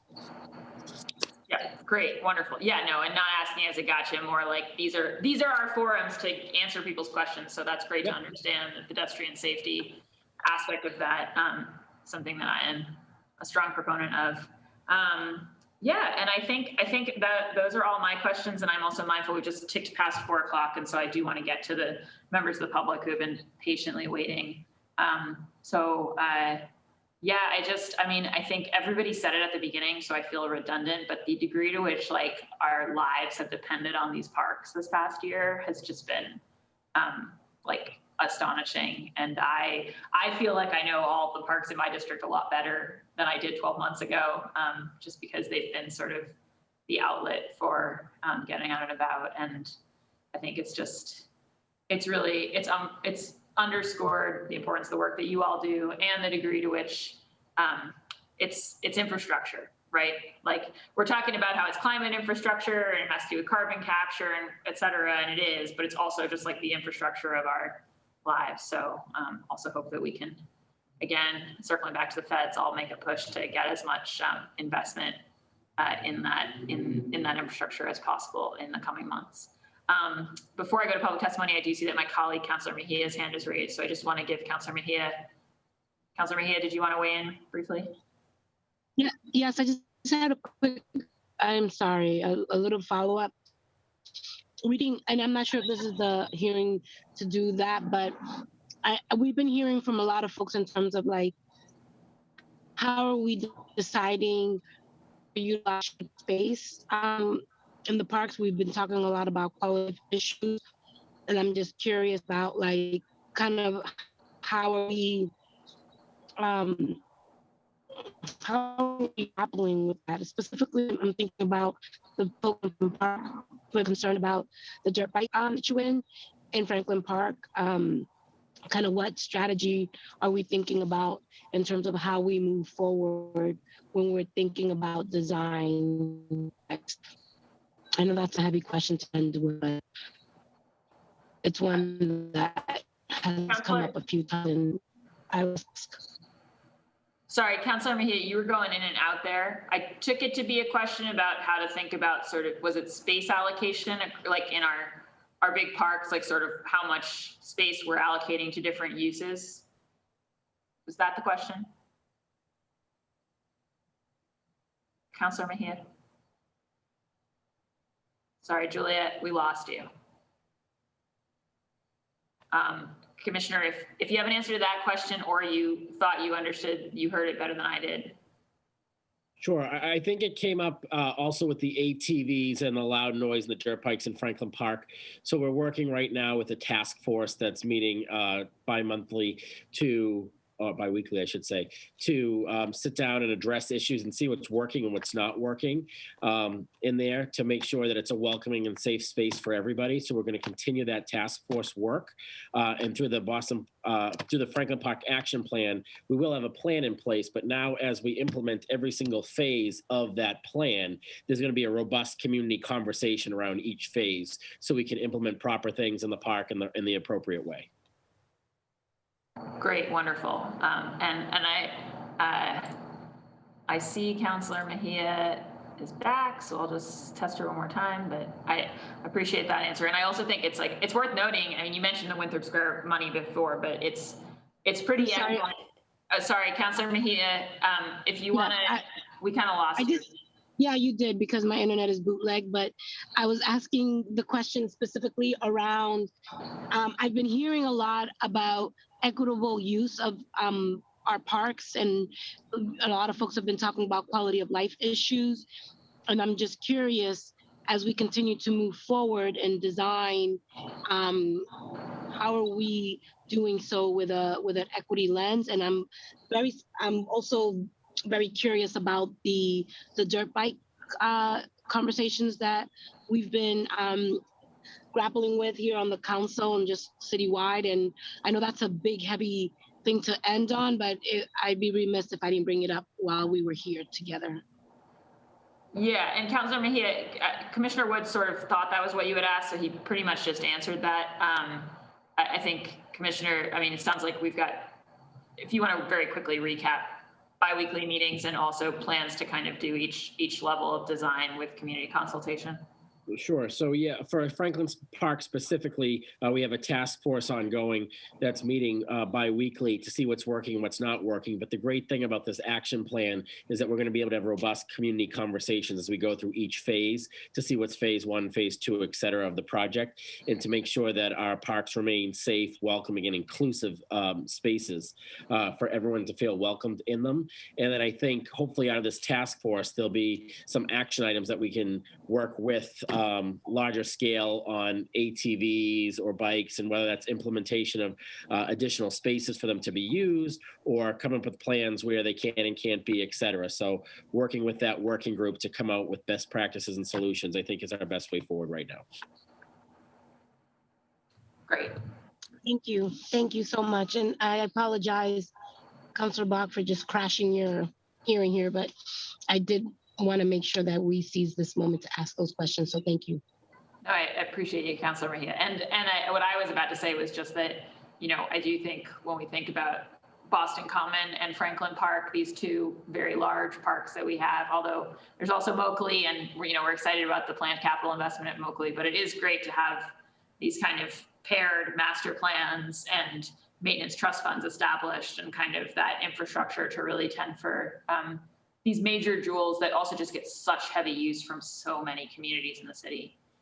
So just really want to appreciate you for that, because of course running the process around 2 master plans like that is no mean feat that the department's been working on. So yeah, just want to end on a note of gratitude for that. Now I'm really going to public testimony. Chief Hammond, Commissioner Woods, any final words before I go to the public? No, thanks for all the support. We know everyone loves our parks, and we want to continue to make them safe, welcoming spaces for all. And just also again thankful for the engagement of the council, and looking forward to continuing to partner on some of the questions and concerns you raised. Great, fantastic. Thank you so much. All right, so with that, I'm going to start going to public testimony. I've got here. Start out with Liz Visa from the Friends of the Public Garden. And then I've got Chris Arena will be next. And then I'll keep just promoting folks through and giving them a chance to. So if you can just make sure to identify yourself, your organization, or residents, and then share your comment, that would be great. Liz, you have the floor. Thank you, everyone. It's been a wonderful opportunity to hear all of you talk about what we all care so much about, which is our parks. My name is Liz Visa, and I'm president of the Friends of the Public Garden. And last year, we celebrated a half-century of partnership with the city. Advocate Garden and Commonwealth Avenue Mall. They are the neighborhood 6 neighborhoods and 60,000 people, but they are more than that. They are citywide parks. They belong to everybody in the city. And it's really important that we remember that. 7 million people a year come to visit these parks. People come from around the country and around the nation. They are icons for Boston. So they're really, really important parks for us to be working together on and making sure that they can be as sustainable as necessary to support the intensity of use and the wonderful intensity of special events, et cetera. So the Friends spends over $2 million a year in these parks, but Department's budget. I've heard from several of you. I love hearing people talk about the 1%. We have been advocating that for a number of years, that the Parks Department's budget needs to be at least 1% of the city budget, and parks and so much acreage and supports so many people in the city. I'm speaking not only on behalf of the Friends of the Public Garden, but also for Boston Park Advocates, hundreds of Parks Connected groups that have come together to advocate.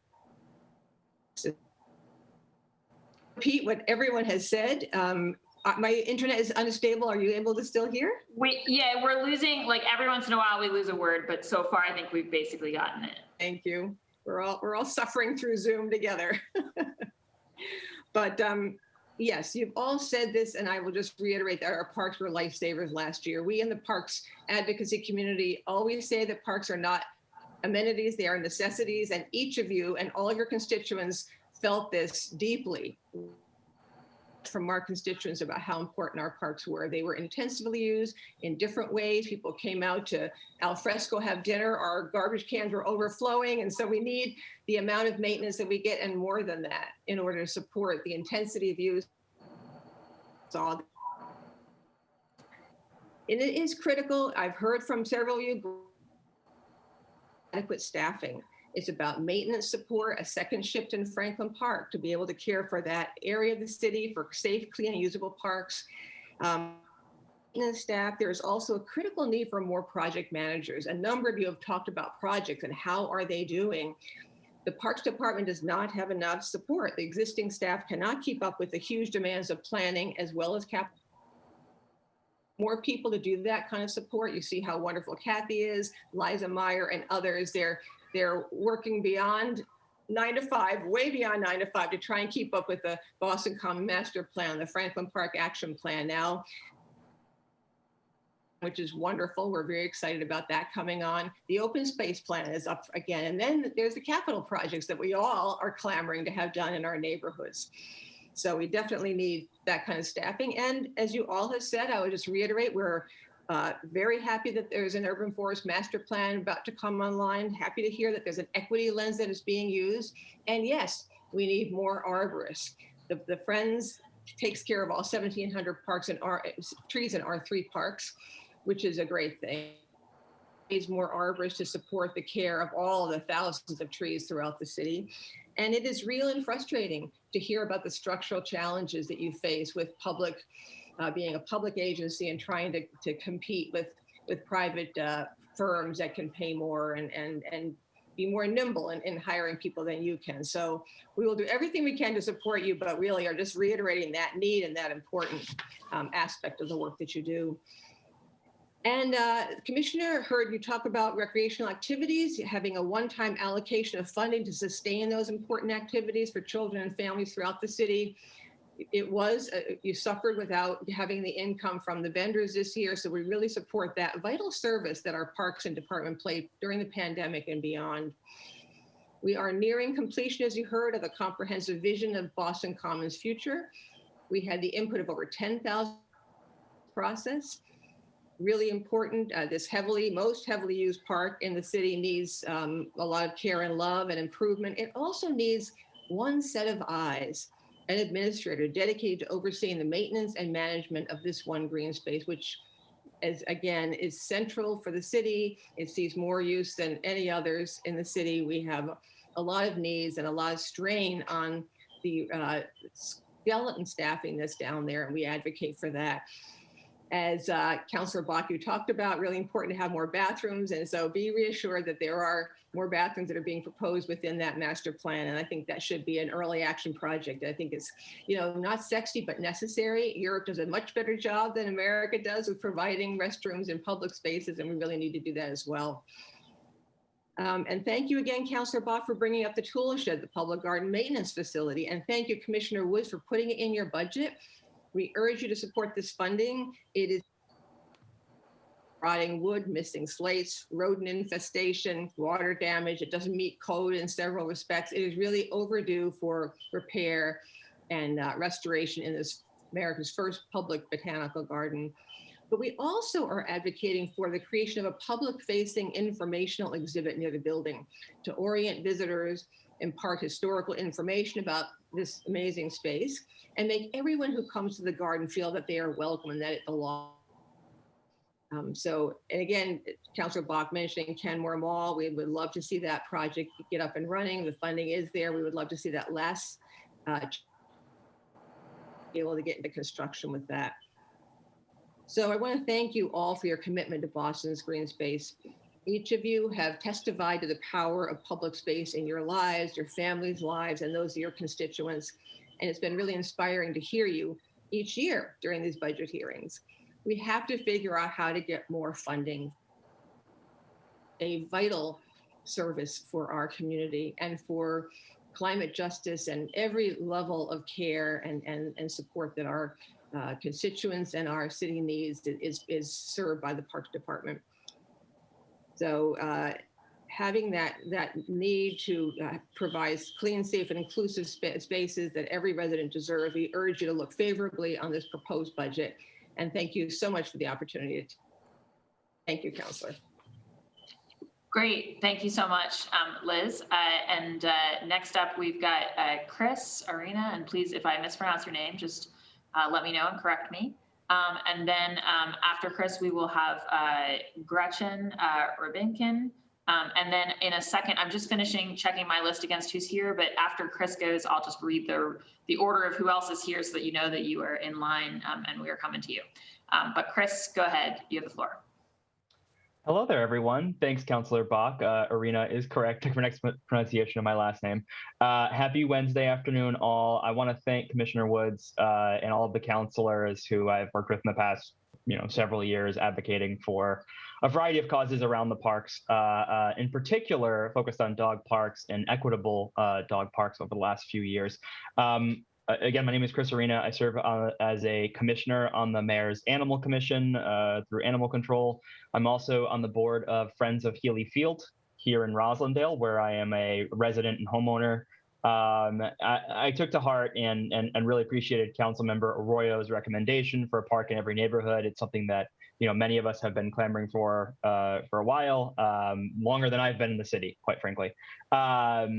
The first thing I want to speak about before I have a call to action and general public comment is I'm incredibly appreciative of Commissioner Woods and Alexis at Animal Control for helping facilitate our first clinic for homeless folks and their dogs, which will be hosted on June 26th at Clifford Park in Roxbury on Norfolk Ave, near the intersection of Magazine and Mass Ave. It's going to be physical exams, vaccinations, flea and tick prevention, all the things you could possibly need as a homeless or underhoused Boston resident. It's a great example of where the city could be moving for animal advocacy and providing those services. The Animal Control has been absolutely wonderful. So I'm very grateful for that. I first want to thank the commissioner as well as council members who have supported this mission. More importantly, we've had several meetings, several conversations. It's been in the Globe. It's been conversations we've all been having about the need for more dog parks in Boston. I believe there are 3 official city parks. There are also problems with people using parks unofficially.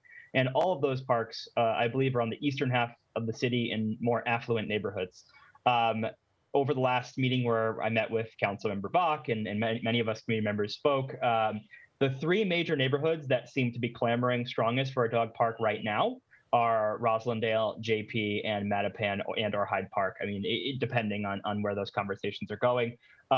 I would like to have a call to action to the council, to the mayor, and to others that we create a budget line item in this year's budget or advocate for it in next year if it's impossible to do for 3 new dog parks in those neighborhoods.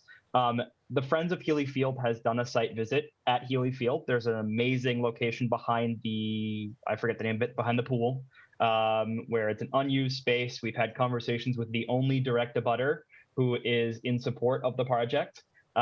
We've had site visits with parks. It is a prime location for us to really start to build the next park. You know, we're doing one at Smithfield in Alston, but I think it'd be great to get one in Roslindale, and then to look at site locations in JP, Mattapan, and Hyde Park in the same year. Going forward, I think it's quite clear with the amount of dogs we have, with all the amazing pandemic puppies, which hopefully there isn't a increase in surrenders. But knowing that we have a ton of new dogs in the city, parks become 2 great opportunities. One is they are the social center for dog parents. I mean, people who have dogs go to the park 2 times a day, 45 minutes each time. You're spending an hour and a half with these people. They become your friends, your family. You invite them over for Thanksgiving dinner. It's a really great community building opportunity. The secondary is it's a wonderful opportunity for Boston Animal Control to advocate for dog licensing. It's an opportunity for the city to make sure that their veterinary clinics and the homeless service clinics, et cetera, are all promoted. As you can hear my dog in the back making a whole bunch of noise. I think it's important for us to also have a line item around outreach to friends groups and or maintenance and upkeep for these parks. I think it's clear that this isn't going to be a one-off thing. We're not going to see less dogs in Boston in 2022 or 2023. I would be wholly shocked based on the population statistics and the way that dog ownership has increased over the last 5 years. We have to have it in the budget as a line item that we look at each year, expanding more parks until we get to the point where, like Commissioner Woods, Councilor Arroyo, Councilmember Bach, Councilmember O'Malley, and many others have said, we have a dog park in every neighborhood. That's the end goal. We're not going to get there if we don't actually put money behind it through the city budget. I've taken a lot of time to try to find alternative avenues on the private sector, which certainly has more money. It's just not as easy to do without working directly with parks and directly with the city budget. So I'd love to see, as my call to action, a clear budget line item for those 3 parks in the coming year. Thank you, council members. Great. Thank you so much, Chris. And next up, as I said, will be Gretchen. After Gretchen, well, I thought we had Nathaniel Thomas, although Nathaniel seems to have just disappeared. So just before we go to Gretchen, I just want to read the list so that folks know they're on it. I have Nathaniel Thomas if he comes back. Otherwise, it'll be Sandy Young, Chris Hoy, Xavier Choi, Walter Irwinge, Rick Yoder, Zoe Silverman, Carla Lisa Kaliga, Lila Ohasi, Simon Hay Sutton, DB Reef, Lisa Beatman, Alf Graycombe. And if you're watching this at home and you signed up to testify, but you're not currently here, I probably have another 8 or people or so who are signed up, but I don't see you right now. So feel free to use that Zoom link to come and join us. And if you have lost the Zoom link, shoot us an email at ccc.wm@boston.gov and we'll try to get you in the room here. So with that, I will go to Gretchen. Thank you. Can you hear me? Yes. Excellent. So thank you, Councillor Bach, Chief White-Hammond, Commissioner Woods, and the esteemed city councilors and community members here today. My name is Gretchen Rubinkin. I'm Executive Director of the Boston Society of Landscape Architects. We're a professional association of 750 landscape architects, designers, and design students, people who strive to design parks, playgrounds, sidewalks, schoolyards, and all sorts of open spaces that are accessible and equitable, advance climate resilience, and spark delight and joy. Not all, but the majority of our members live or work in the city of Boston. And I'm speaking today to voice our strong support of the proposed parks and recreation budget, including the Parkman Fund. There's so many important projects embedded in here, many of which have been spoken about this afternoon, from the urban tree canopy to Moakley Park, Malcolm X Park to Garvey Playground. And Boston is in an extraordinary, once in a century moment, really, as our biggest parks, as Councillor Bach, you were just speaking to this, our biggest park, Boston Common, Franklin Park, and Moakley are all in various stages of rethinking and renovation at the same time. So this is really this like sort of a grand moment of city making where we're establishing what the next generations of Boston will be. And while the big parks are going on, there's also this terrific constellation of neighborhood scale improvements. And these are such key ingredients to getting us to the more equitable and resilient city we imagine. The projects that the extraordinary staff of the Parks Department are leading not only add nature and beauty, but also help our neighborhoods deal with too much water and too much heat, the hidden superpowers of landscape architecture, as I like to say. And as many councilors and colleagues like Liz Visa have underscored, longer-term maintenance and Parks Department staff funding are critical. Public funding also enables more inclusive public processes, enabling more voices to be at the table. I'm so excited by this afternoon's conversation, and in light of some of the key themes, I'll add that more community engagement and more inclusive public processes and funding for those processes, especially processes that include youth, also help build a more diverse pipeline of landscape architects and arborists and other parks professionals. Every young person in this city touches a park or a public space in some way, yet far too few realize that these spaces are designed and intentionally created, and that they might have a voice in that process, and that they might even make this a career. At BSLA, we're piloting a few youth landscape architecture engagement programs right now in partnership with the Emerald Necklace Conservancy and others.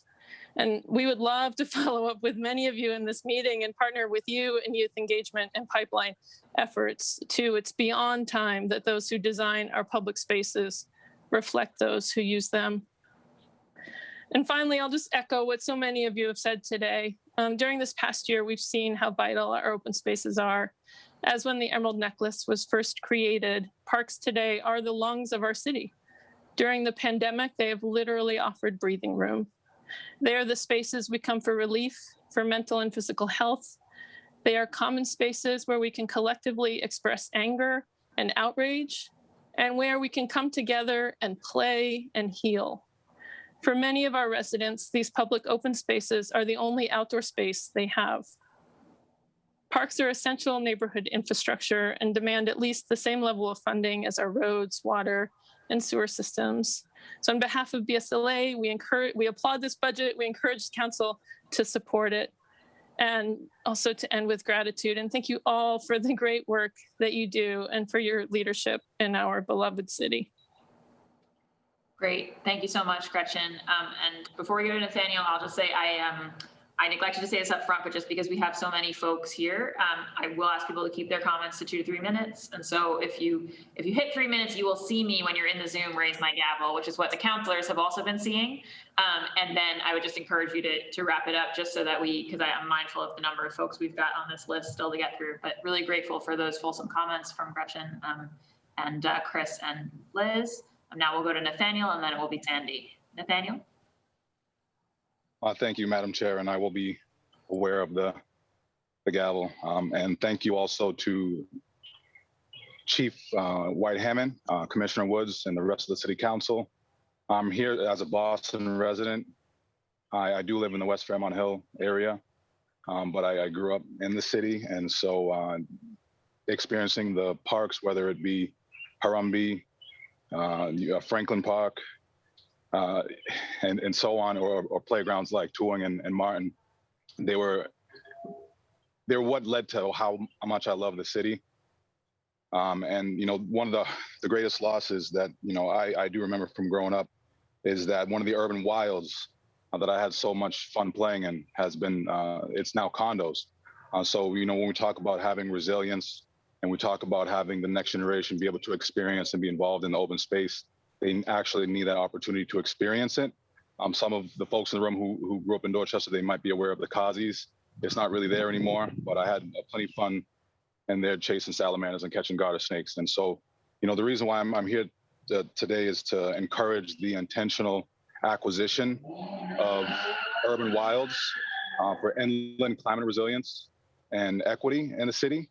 The city does have a plan for Climate Ready Boston, but it seems very coastal focused, and most of the city's environmental justice populations are inland. And recent data at the state has shown that environmental justice populations have 3 times the amount of impervious surface than the rest of the state, which means they're 3 times more likely to experience heat stress and flooding associated with climate change. So that's why, oh, she's reaching for the gavel. I got to keep going. That's why I think it's important that, there's that intentional acquisition for the urban wilds, not only because it'll allow youth to experience and get the environmental education they need, but it's a means for green infrastructure, and green infrastructure is cheaper than gray infrastructure, and it mitigates the heat stress and flooding associated with climate change that the majority of impacts will be faced inland, where environmental justice populations live. So to really look at direct appropriations for acquiring urban wilds as a means for environmental justice, climate equity, and green infrastructure, and that it's not only cost effective for the city, but that it's going to allow new generations to experience the love that I have for the city by playing outside. Thank you. Great. Thank you so much, Nathaniel, for those comments. Next up will be Sandy. Sandy, you have the floor. Hi, my name's Sandy Young. Thank you so much for giving me the opportunity to give my testimony. I'm a resident of Jamaica Plain. I'm also a mom to 2 children who participate in JP soccer and also in the Regan League baseball and JP as well. I wanted to point out and to give my support to the petition to also to fix Murphy Field. I just want to add that my husband is also a coach for both Regan and a coordinator there, and then also a coach in the soccer side as well. I just want to add that for both of these, for both Regan and JPU soccer, the families that we have, that we serve is really diverse. It's not JP. Over 50% actually come from all parts of Boston, mainly Dorchester, Mattapan, Roslindale, Roxbury. And as a mom, we've seen how our kids behave and how they've really needed the outdoor space during this pandemic. And I imagine even more so when they return to school full-time in September. I know my kids do, whether it's playing soccer or baseball or just kicking around in the field. I want to thank the work for the Parks Department so far. I see you guys out there all the time at English and all the fields that we're at, and also for the City Council. You guys have been very supportive of our kids, and also at this particular stage, their mental and emotional well-being, I think, will be important coming up. And I just wanted to say that, renovating Murphy Field is something that we need to put on your radar, like right now. It's not something that we can wait 3 to 4 years down the road. So for these reasons, I just want to point it out and hope, the council support this. Great. Thank you, Sandy, so much. Council, we've been rejoined by Councilor Edwards. Councilor Edwards, I'm just going to go to the next person I had said, and then I'm happy to make time for you to make a few comments and put questions on the record. We did sort of let the department conclude, but at a minimum, we can get questions on the record, and then if there needs to be follow-up, we can chase that. I think actually Chris has left the Zoom, so why don't I let you jump in and do that right now? Thank you. I just want to apologize for being here and coming back. And I know that we're deep in a public testimony, so some quick points of things that I'll be advocating for, at least for with the Parks Department. And that's just making sure certain points in East Boston, Charlestown, parks in East Boston, Charleston, and the North End are given the funding that they needed to really be climate resilient. I think that there's a way for us to adopt both climate resiliency and also create more youth jobs, and for us to create more jobs in general. I think we need to look at a lot of our open space infrastructure and our housing infrastructure and how we're retrofitting them and creating more jobs that way. I know that there's an increased amount of pet ownership in Boston, and I think that we definitely need to make sure that we're creating a culture in a city that is welcoming to our 4-legged family members, but also we build an infrastructure, so every park needs to have certain amounts of doggy bags and some pet areas where that people can actually have their pets feel that they can be roam free, but also be welcome in parks. I think the other thing I wanted to make sure that we touched on is the allergy and allergic signs. I know we had them put up, I think, 2 years ago, possibly, throughout all of our parks to acknowledge that there's a lot of children with allergies. And so when you eat a peanut butter sandwich and then go play on public infrastructure or public parks, that you could also be putting a lot of our kids at risk. So we did have signs put up, and I was hoping to make them more permanent. They were they were plastic before. I'm going to follow up again, working to make sure that several parks in East Boston, some that have been dilapidated, are actually given the infrastructure that they need. I think it's a social equity issue of people having outdoor space, especially now coming out of a pandemic, and making sure that we have additional resources for all of our residents. I'll go into the deeper weeds with the specific departments, but because I was late and I'm actually enjoying a lot of the public testimony, I want to thank you, Councilor Bach, for letting me come in and make these statements. I will follow up with the city directly.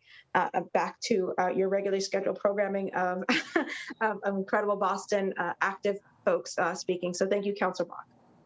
Great. Thank you so much, Councilor Edwards. Really appreciate those comments. And now I see, and it gave us time to get Chris back. So I'll go to Chris Hoy, and then it will be Xavier. I think I might have just lost Xavier again, but if Xavier gets back, it'll be Xavier Choi. And then after Xavier is Walter. Chris, you have the floor. Thanks. I'm the, I've lived in Jamaica Plain for about 30 years. I was a soccer player for a long time, playing on English High before there was a turf field, and it was a disaster. And it made such a difference for adults and people of all ages to have a space where they could play. And I am a director, one of the directors of Jamaica Plain Youth Soccer, and coach. And we tried to use Murphy Field in the past, and it's really a disaster. It's just it's unsafe for kids. And if it gets wet, it can't be used. But it's not just for soccer and baseball, where we have over 1,000 kids in both programs. It's also for the kids who go to the Mission Hill School and Mooney's Academy. It's for the summer programs that are there. It's a space that can be used for Frisbee, can be used for all sorts of things that bring people together. I also think one of the other things that we're facing, just soccer specific, is that there just are a lot of, nothing against baseball, there are a ton of baseball fields and very few multi-use fields where we can have kids be able to play soccer, and there isn't space for that. Also, 4 years ago, I had a spinal cord injury. I use a wheelchair. I'm able to use English High. I'm able to use Pagel Field with the turf fields. I'm able to get around. I could not get around on Murphy Field, because especially if it were to rain. It's just really bumpy and unusable. I'm sure that there are others. I don't want to take up more time because I want to leave space for the many other people who want to speak to this, and to represent the nearly 600 people who have signed a petition. This will be a win-win-win for the city to have more space for all of us to use. So I'll stop now. Thank you. And I actually know. Thank you, Parks Department. Thank you, City Councilors, for all your work. I'm sorry if that goes without saying, but I hope you all know how much we appreciate what you've been doing. Thank you so much, Chris. Next up will be Xavier, and then I've lost Walter for the moment, so after that it'll be DB Reef. Xavier? All right. Hello, everyone. I'm Xavier Cho. I'm here as a Regan Youth League player, and someone who lives very, very close to Murphy, the baseball field, and that's what I'm going to be speaking about. Personally, I play a lot of baseball, and I always have played a lot of baseball. I'm currently visiting Murphy multiple times a week to play baseball for the Regan Youth League and just on my own. I live right down the street from Murphy, and I can attest firsthand to how important the field is to this community, even beyond organized baseball and softball games, but just as a place for people to meet. I know that my younger brother and his friends, as an example, use the field often for pickup soccer and football, and they have throughout the pandemic. And every time I drive home or every time I walk by, I often see people using the field for different purposes. I also think that the pandemic has highlighted the importance of Murphy, proving that it really, truly is a keystone of our community. We're hopefully past the worst of the pandemic, but I think the pandemic has definitely shown the power that a single baseball field can have for allowing a community to come together. I will say that any improvements that are made to the field will be directly improving the lives of anyone affiliated with the Regan Youth League, especially the ones who play at Murphy regularly, and anyone who lives close to Murphy as well. I know that I personally will be very grateful to any upgrades to the field, and I'm sure that other kids around the field and in my position will feel the same. Thank you.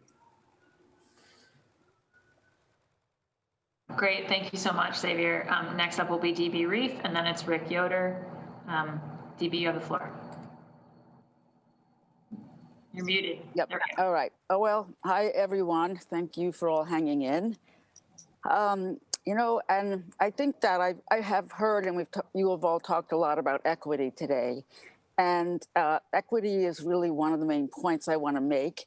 But I just want to give a little quick background about Chandler Pond, since I imagine not many of you have been here. Or Chandler Pond and the park that surrounds it is 19 acres. So it's really a big space, although you wouldn't know it because probably 3 acres no one would ever walk in because there's nothing but, you know, downed trees or falling trees. You know, for many, many years, Chandler Pond was inundated by geese. And I know that parks all are or feel that way.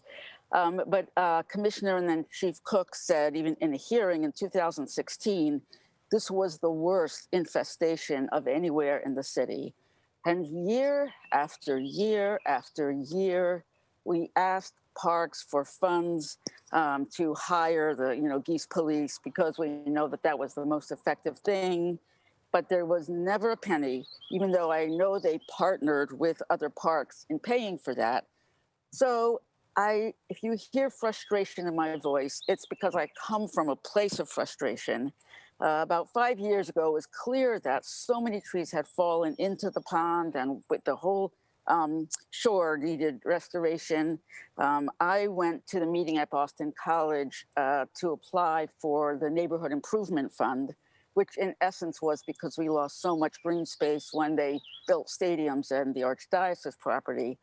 And in 2018, I was told that we couldn't apply for funds because we didn't have a scope for the project from parks. And at that point, we were told we would have a scope by the end of the year. That scope has never come. And oh, by the way, back to the geese, we finally got state money to help. So we couldn't get BC money because we couldn't even apply for it. And then this year we applied for and got money from the CPA, less than half of what we asked for, but enough that would have done the shoreline restoration. And in that application, we met with several companies who, gave us proposals. And one clearly stood out as not just having wetlands experience, but their proposal included permitting. It included, planting native trees. It was so thorough.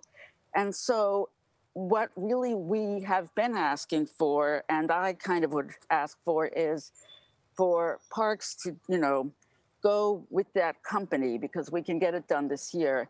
I have seen in the city record, it looks like it is possible for the executive to choose a contractor and not for the good of the city, it says.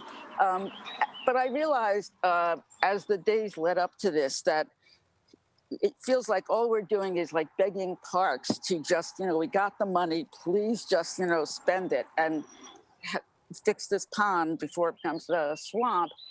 But reading through any park's budget, even to see in Alston, you know, the 8 million at Smithfield, who got BC money, by the way, or other parks that did, 4 or 5 million for Cassidy, you know, that's a ballpark. And it feels like we're begging for crumbs. All we're asking for is, please let us use the money that, you know, we got from another source.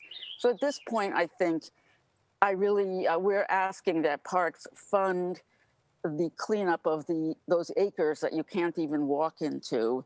I'm sorry that I sound a little bitter because I don't really mean to sound, and I do appreciate everybody's work. But I want to say, you know, Alston Brighton has been out of sight, out of mind in so many ways in City Hall.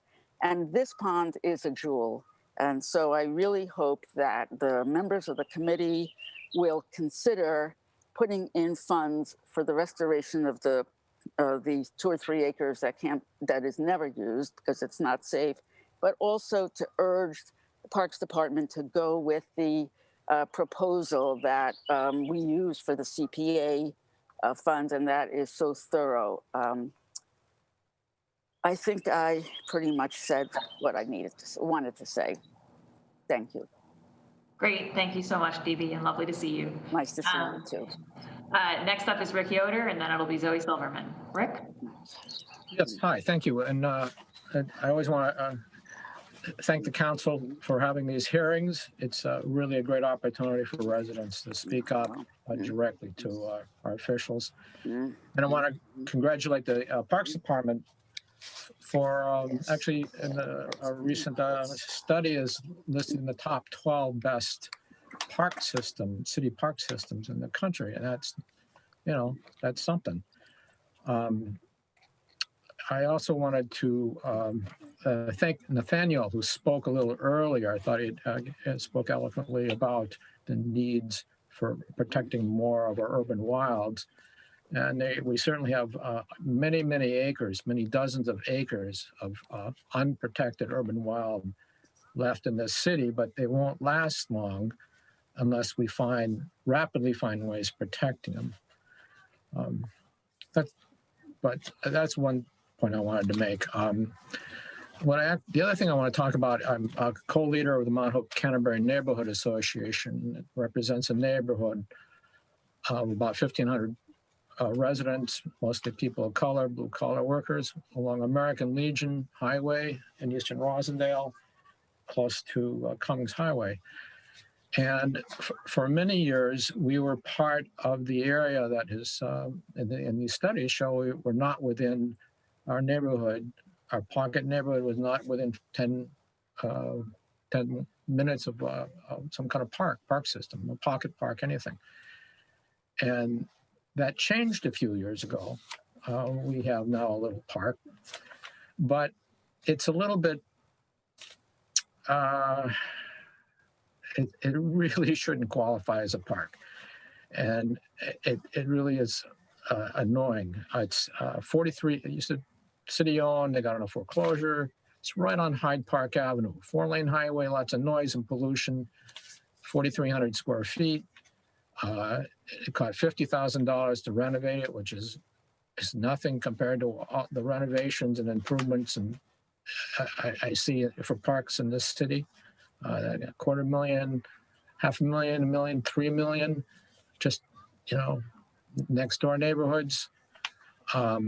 We do have one more opportunity at the end of Brook Street, 12,000 square feet, fully wooded, about 300 feet from the nearest roadway with any traffic at all, easily accessible to our neighborhood, fully mature trees. And it's not like it's a secret. I had many discussions with Chris Cook about that. For some reason, the other one was chosen. I would like the Parks Department to revisit that and think about giving our neighborhood a really nice pocket park with play places for play equipment, such like that. So that's one of our issues on parks in our neighborhood. Another question I have on tree planting on sidewalks is what I've noticed in our neighborhood, we mostly don't qualify because this sidewalks are too narrow.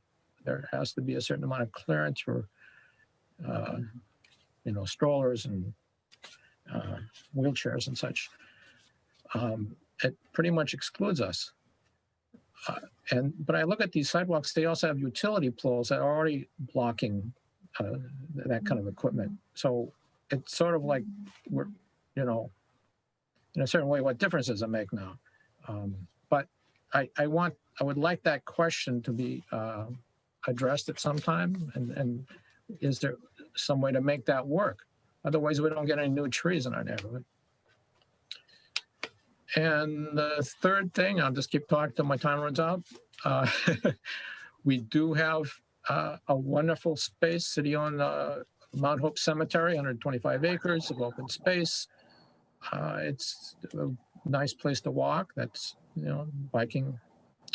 But 3 years ago, I counted 100 dead trees. These are big trees, like 60-foot maples, elms. And they don't get taken down or removed. Nothing is maintained in there. And I understand there's real budget limits. I know everybody's working as hard as they can. Be nice to fix that too. Thank you. Great, thank you so much, Mr. Yoder. And we'll bring that question back to parks about the street trees. I do know that one solution in some places has been to actually create street tree pits, like sort of between parking spaces, like if it's a place where there's parking, because that lets you add them and then still have the clearance. But I am not the expert, so we'll bring that question back.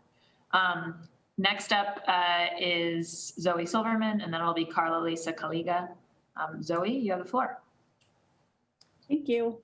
My name is Zoe Silverman, and I'm a proud resident of Jamaica Plain and a lifelong dog owner. I'm here with the Friends of JP Dog Parks community group to advocate for investing in more off-leash dog recreation spaces in the city of Boston. The current lack of off-leash dog recreation spaces is quickly becoming unsustainable and would be a worthy investment for the city's dog owners and non-dog owners alike. For the 23 neighborhoods in Boston, there are only 3 official dog parks. We also know that dog adoption rates have skyrocketed since the beginning of 2020.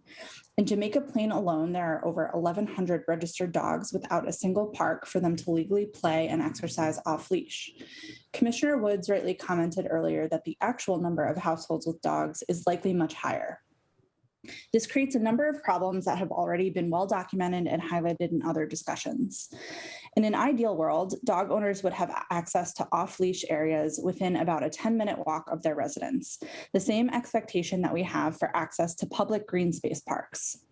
These areas could either be dedicated fenced-in dog parks or shared resources of existing park space. We appreciate that there's a potential for this to become an expensive line item. In a recent meeting, Commissioner Woods quoted an estimate of $250K per park, something we would be happy to work with you on to simplify those requirements if possible and bring down the overall cost. If the bill still adds up too quickly, the city could emulate a program like Brookline's Green Dog Program, which has successfully shared existing green space with designated off-leash hours. In conclusion, there seem to be a number of options the city could pursue to improve the quality of life for its many desperate dog owners and their neighbors. We are very grateful for the Parks and Rec team for all you do, and we look forward to working with you further in this coming fiscal year. Thank you for your time. Great, thank you so much, Zoe. Next up is Carla Lisa, and then it'll be Leila Ohashi. Carla, Lisa? Just have to unmute yourself. There we go. All right. I prefer to be called Kaliga, by the way. And I put that in. I legally can use one name. I'm also in the arts world. I've been an activist all my life. I'm 65, and I've been an activist since before I was in double digits. So I'm associated with a lot of groups, including the JP Dog Group. And I do want to talk for dog parks, but in a different way. And thank you, Zoe. We're in the same group. But a lot of things were brought up. First of all, about trees and things and arborists. If we're going to first of all, if you're a gardener, or a farmer, you have a relationship with your plants. We want to retain our arborists, and we need more, because when we lose trees because we can't catch diseases early or they're not pruned or what have you, it's costing us taxpayers a lot of money. So we need to have more than one arborist. We need to have at least two, and we need to pay them handsomely so we retain them. And then we can partner with high schools like John O'Brien and Madison Park, and also secondary educational things, even getting the key to a lot of the problems that were brought up today is education. I'm an RN. I graduated from Northeastern Nursing, went right back for health education. I graduated from nursing in 1977. I'm still an RN, but I don't work in hospitals. But for 25 years, I was a city nurse that it then became BMC. That's a teaching hospital. So I taught. The most important part of nursing is teaching. I taught young doctors, young nurses, and most importantly, patients and their families. And teaching is the way that we can solve many of the problems that were brought up today and stay within our budget. We do need to grow the budget. But if we can bring young people in, like the young man was talking about the wild spaces and things like that, since he was a youth, if we can bring in youth programs like ROCA, like YouthWorks, like kids from high school, and give them apprenticeships so they have a lifelong relationship with green spaces, that's a good thing. But we can also partner with secondary schools that teach horticulture and arborists and things like that, and give them apprenticeships so they can earn credits while they're working with our arborists. And that's a win-win for the city. And that doesn't just mean we could get programs in state schools or RCC, but also out of state and bring them in here. And maybe they'll put down, pun intended, roots. They like it here. But also we can also, with the dog problem, and it is a problem. We do need dog parks in every community, because I'm also a dog trainer, and guess what that is? Teaching. That's what I do now for work. I do pet care and dog training. So, and I volunteer as a nurse in certain things, and including no smoking in the parks, by the way. But I also, and I work with park rangers sometimes, and they're wonderful. So please fund them handsomely. But the other thing that we have to do is we have to teach dog owners to police themselves. And the way to do that is to go to community groups, neighborhood associations, to actually go to dog parks and not just hand out tickets to people that are outside the dog park exercising their dogs, but do education. Okay, that's really important for almost everything we're talking about. Education to dog owners and get them to police other dog owners in a good way. All of that would help people, educate community groups.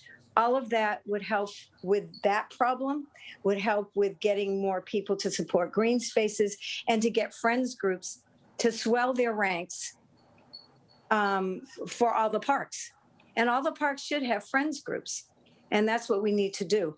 And the last thing I want to say, because obviously I'm an animal advocate, is I was working with Amanda Kennedy before COVID. And now I don't know the new person who's head of animal control, but now it's under parks.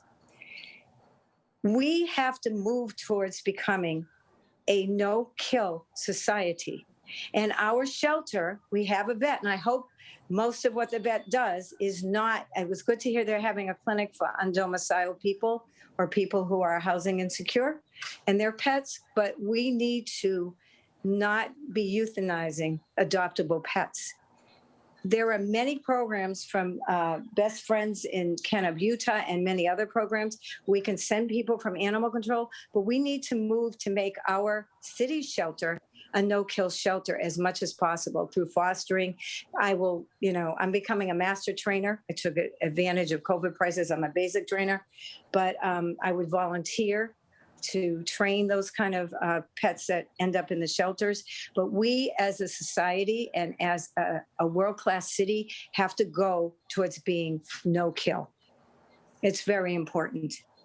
And that's all I want to say. Thank you very much. Great. Thank you so much, Kaliga. And up next will be Lema Ohashi, and then it will be Simon Hayes Sutton. If I see Lisa Beatman come back, then Alf Krakom, and then Karen Monty Brodick. And if you didn't just hear me read your name, it means I don't have you here in the Zoom room, but I do have some more names on my list. So if you're watching again, you should come join us before we get through. Layla or Lila, please correct me, but you have the floor. Hi, my name is Lila Ohashi, and I'm a part of Jamaica Plain Youth Soccer, which is JPYS for short. I started playing soccer with JPYS when I was in first grade, and I do remember every single week I would be so excited to go to each practice. It was both a time for me to play soccer, get exercise, and meet new people. And it was actually through soccer that I met some of my longtime friends, and we actually still play on the same soccer team now.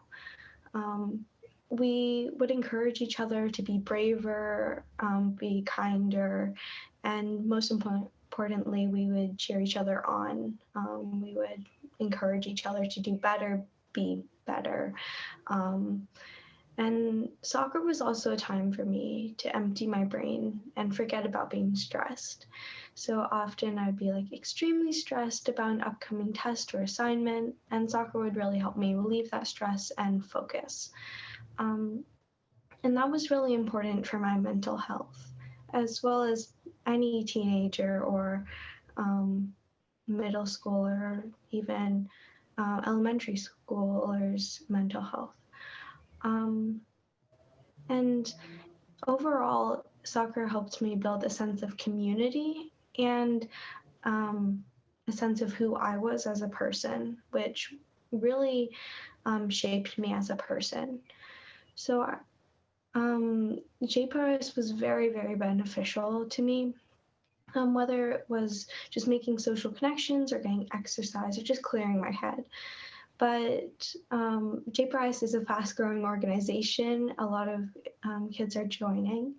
And in order for more kids to have the opportunities that I had, they need more field space. So it would be really amazing if a project could be done at Murphy Field in order to give more kids this opportunity to help them make friends, get exercise, and relieve like the stress they may be feeling due to the pandemic, due to any other situation they may be going through. Thank you.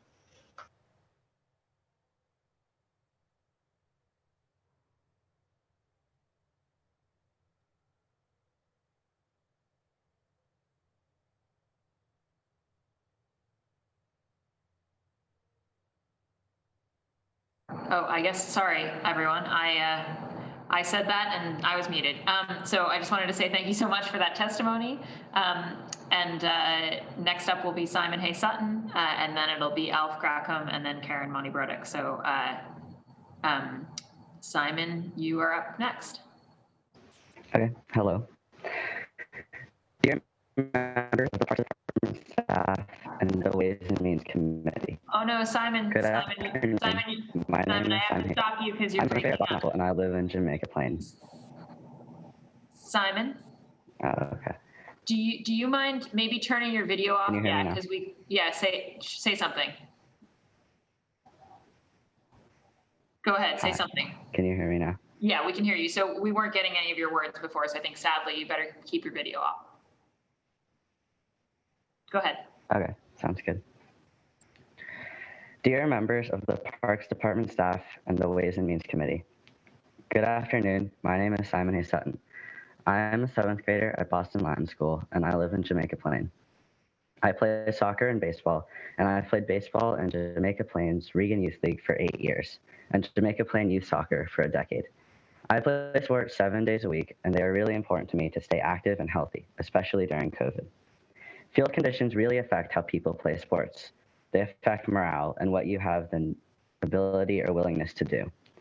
The field at Murphy Playground is in very bad condition and in need of renovation. The field is not well cared for and is bad for sliding, making plays, and overall bad for having a good and fun game. Jamaica Plain Youth Soccer has a very large and growing program, and they also need more field space to accommodate everyone, As a junior referee, I know that scheduling is an issue because of limited field space, and players are forced to play very early games on the wrong field size. This extra space would greatly benefit younger players' sleep and play. Outside of organized games and practices, it is important to me to meet up with friends after school and have casual pickup games. I met a lot of my closest friends playing sports, and I know that if I couldn't play because there wasn't enough field space, I wouldn't have all the friendships and memories that I have now. I've had an amazing experience playing on championship winning and undefeated teams. Win or lose, I've always had fun and enjoyed playing sports, and it's not fair to take that away from the next rising generation because there isn't enough space for them to play. Please consider this, and thank you for listening. Great, thank you so much, Simon. Next up, we have Alf, and then Karen. Alf, you have the floor. Hi. My name is Alf Gracom. I'm the current president of Jamaica Plain Youth Soccer. I first want to just thank Simon, Lila, Xavier, some of the kids from our sporting community here in JP for their testimony. They were excellent. This really is about the kids, and it's great to hear them advocating for this. Thank you also, Councilor O'Malley, Councilor Campbell, for your ongoing support of our efforts around getting more field space for youth sports in Jamaica Plain and surrounding communities. Pagel was a really big win. That was a field space that we already had, so getting that repaired was certainly a win, but it didn't actually give us any additional space. So this field project at Murphy is really important for us because we're already in a crisis around just not having enough field space for our growing program. It will also support Regan baseball, which is also very important. But the value of outdoor park spaces is widely agreed upon and understood, but I think what's less understood is the additional value of the critical social infrastructure provided by athletics fields, specifically. These are not just outdoor spaces, these are purpose-built spaces where volunteers and professionals organize and run youth sports programs. These spaces uniquely connect families of all backgrounds, provide safe, healthy activities for children. Important friendships, as you heard from Lila and Simon, are uniquely formed on athletic fields because sports are inherently social. And these friendships form connections across the city that provide greater community resilience and foster perspectives and action on diversity and equity by people being connected and invested in one another's children. I've experienced this in my own life, and I've seen the positive impact it's having on my own son as he grows up playing sports here in the city. So with that, I'd like to introduce my 13-year-old son, Trevor, an avid soccer player, to share with you his perspective. Hi, my name is Trevor Gracom, and I'm here to advocate for getting Murphy Field in better condition in order to benefit our whole community. I currently play soccer, and I played baseball up until last year. I played in the Regan League, which currently uses this field for baseball, and I also play in Jamaica Plain Youth Soccer, which needs more space and sees this field as a possibility to expand. However, this field right now is in really bad shape, and that makes it hard for people to play there, as it is easy to twist an ankle or get hurt while playing. This field is in such a good location and has so much potential, but right now that potential is being wasted. As the program continues to expand, the problem of not having enough fields will only get worse. Thank you for taking your time to listen to my perspective. Thank you very much. Great, thank you so much, both Alpha and Trevor. That was great to hear from you both. And next up will be Karen Monty-Bronek from the Emerald Necklace Conservancy. Karen?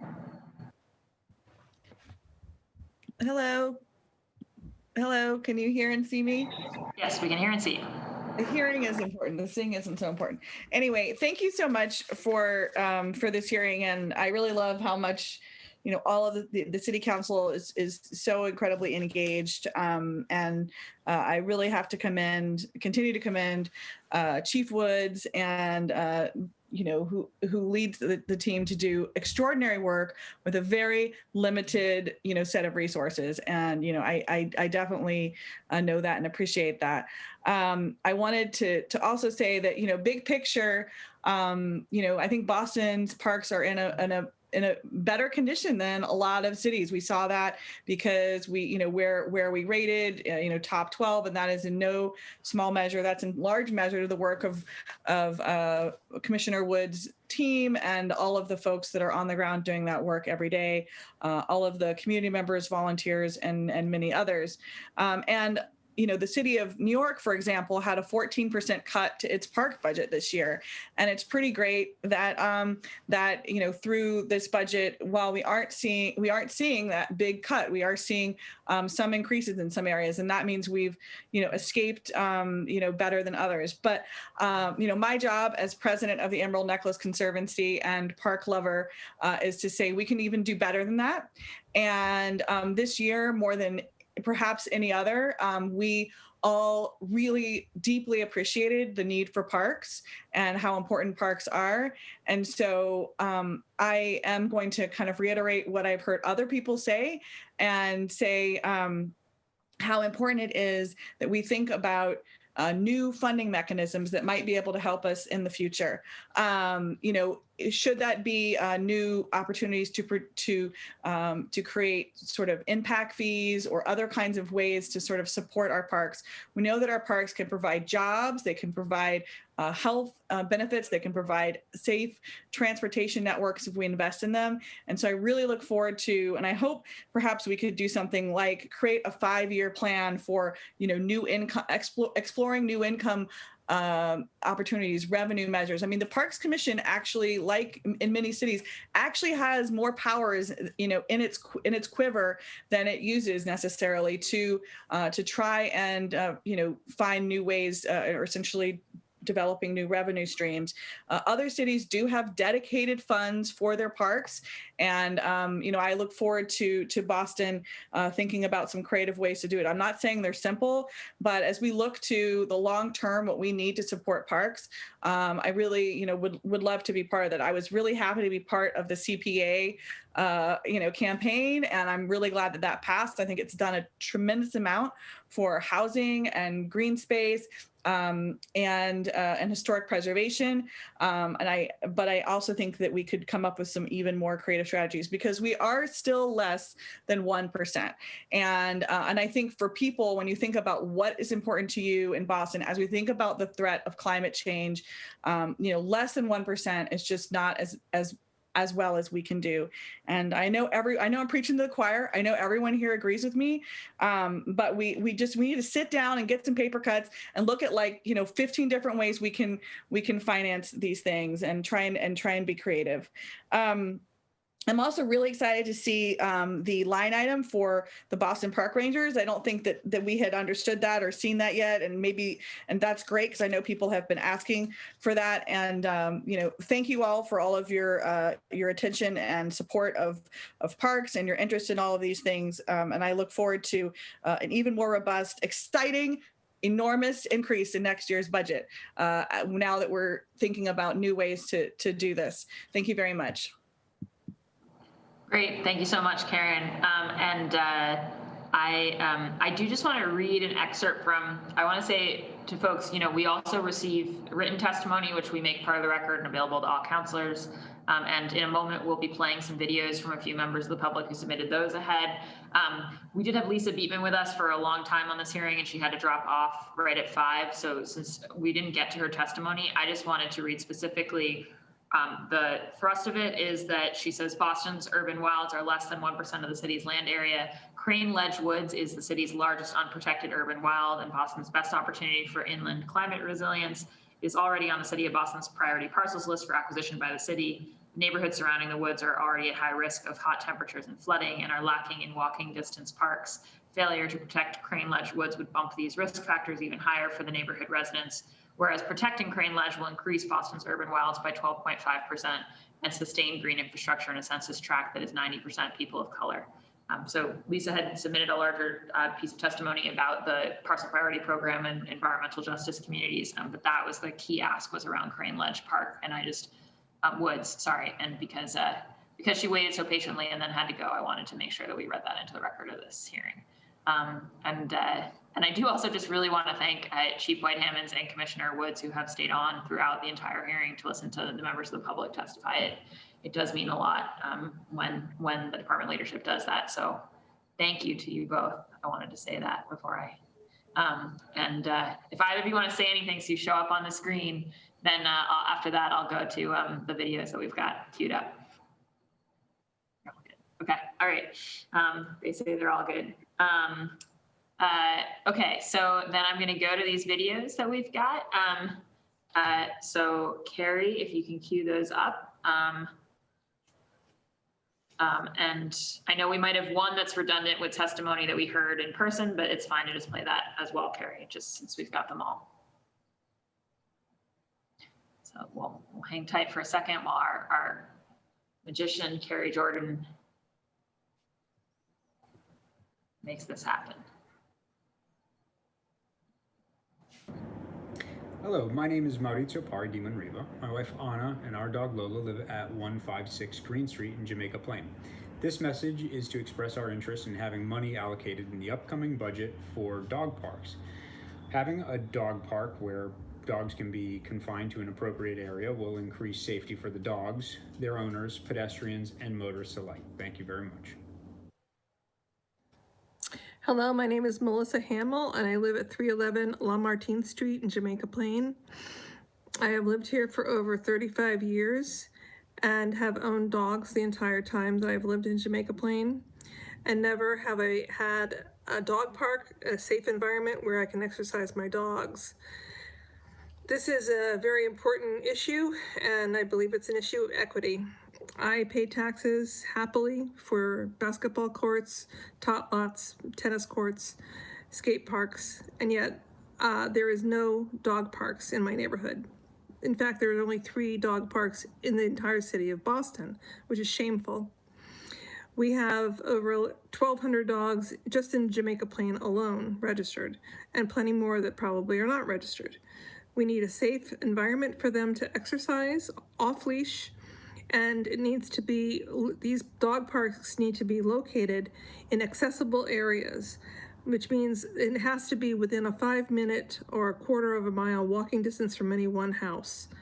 In order to accomplish this, Ryan Woods has been quoted to say that there's $250,000 that are needed per dog park. If we start just scratching this need, we would ask for 1 dog park per neighborhood. And at $250,000 per neighborhood, that comes to probably over $5 million. I know this is a lot of money to ask, but this is a question of equity. We have not been represented so far. And I would say if you cannot find the money to start this project, to get this off the ground, we should look at other alternatives, such as the Brookline Green Dog Program. Hey, Dad, where are you? A similar program that is run in Cambridge and Somerville, where we are sharing resources with the city, with other groups such as athletic fields and other park areas that can be turned into dog parks for certain hours of the day, certain times of the year. I support this project, and I hope that you will set aside the money for this, for dog parks going forward. Thank you. Hi, this is Emily Juniper. And John. We're residents of Jamaica Plain in the Forest Hills neighborhood, and we are submitting our video testimony to advocate for a JP dog park. Jamaica Plain has the 2nd most registered dogs in all of the neighborhoods of Boston. We don't have any dog parks for our 4-legged and 2-legged friends. We are an advocate for a program similar to the Green Dog Program. So we can use existing spaces already and use them, make the most of the spaces for both humans and dogs, and not have to wait for the capital and funds in building and maintaining of new dog parks. We'd rather use existing spaces. We feel that our tax dollars in JP already go to parks of the human variety. We'd also like to advocate for them to go and help the 4-legged residents of JP as well. Thank you. Thank you.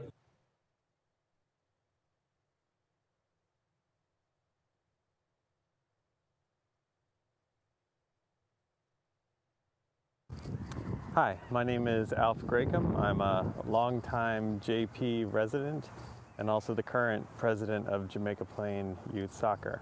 I'm out here at Murphy Field here in JP and just wanted to show you all the conditions out here and make the case for the need for a bit more field space here in JP for youth sports activities. So here's Murphy. This is also at the Mission Hill School and the Agassiz. As you can see, these bleachers over here are concrete and in desperate need of repair. The baseball field as well is in pretty bad shape. And then just generally, the surface of the field is quite poor, completely inadequate for soccer and baseball. So I'm with Jamaica Plain Youth Soccer. I've also coached in the Regan Baseball League. Both organizations use this field, and both of them serve over 500 kids a season.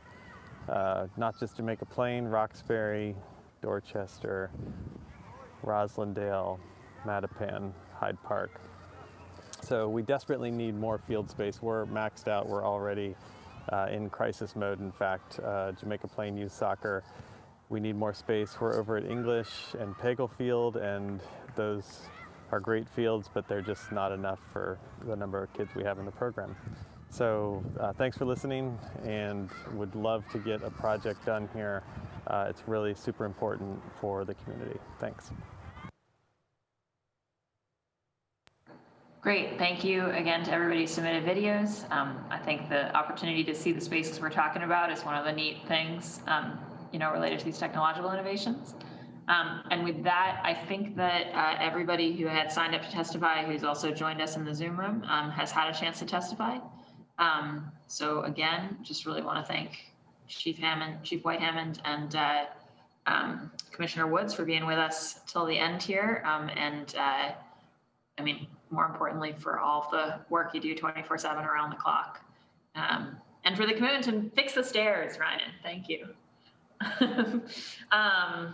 But seriously, we have quite a lot of work ahead, and I think it's evident, right, that this is one of the departments of the city that moves people's heart the most, and that we saw that over the last hour. So thank you all. And with that, this hearing of the Boston City Council's Ways and Means Committee is adjourned. Have a good night.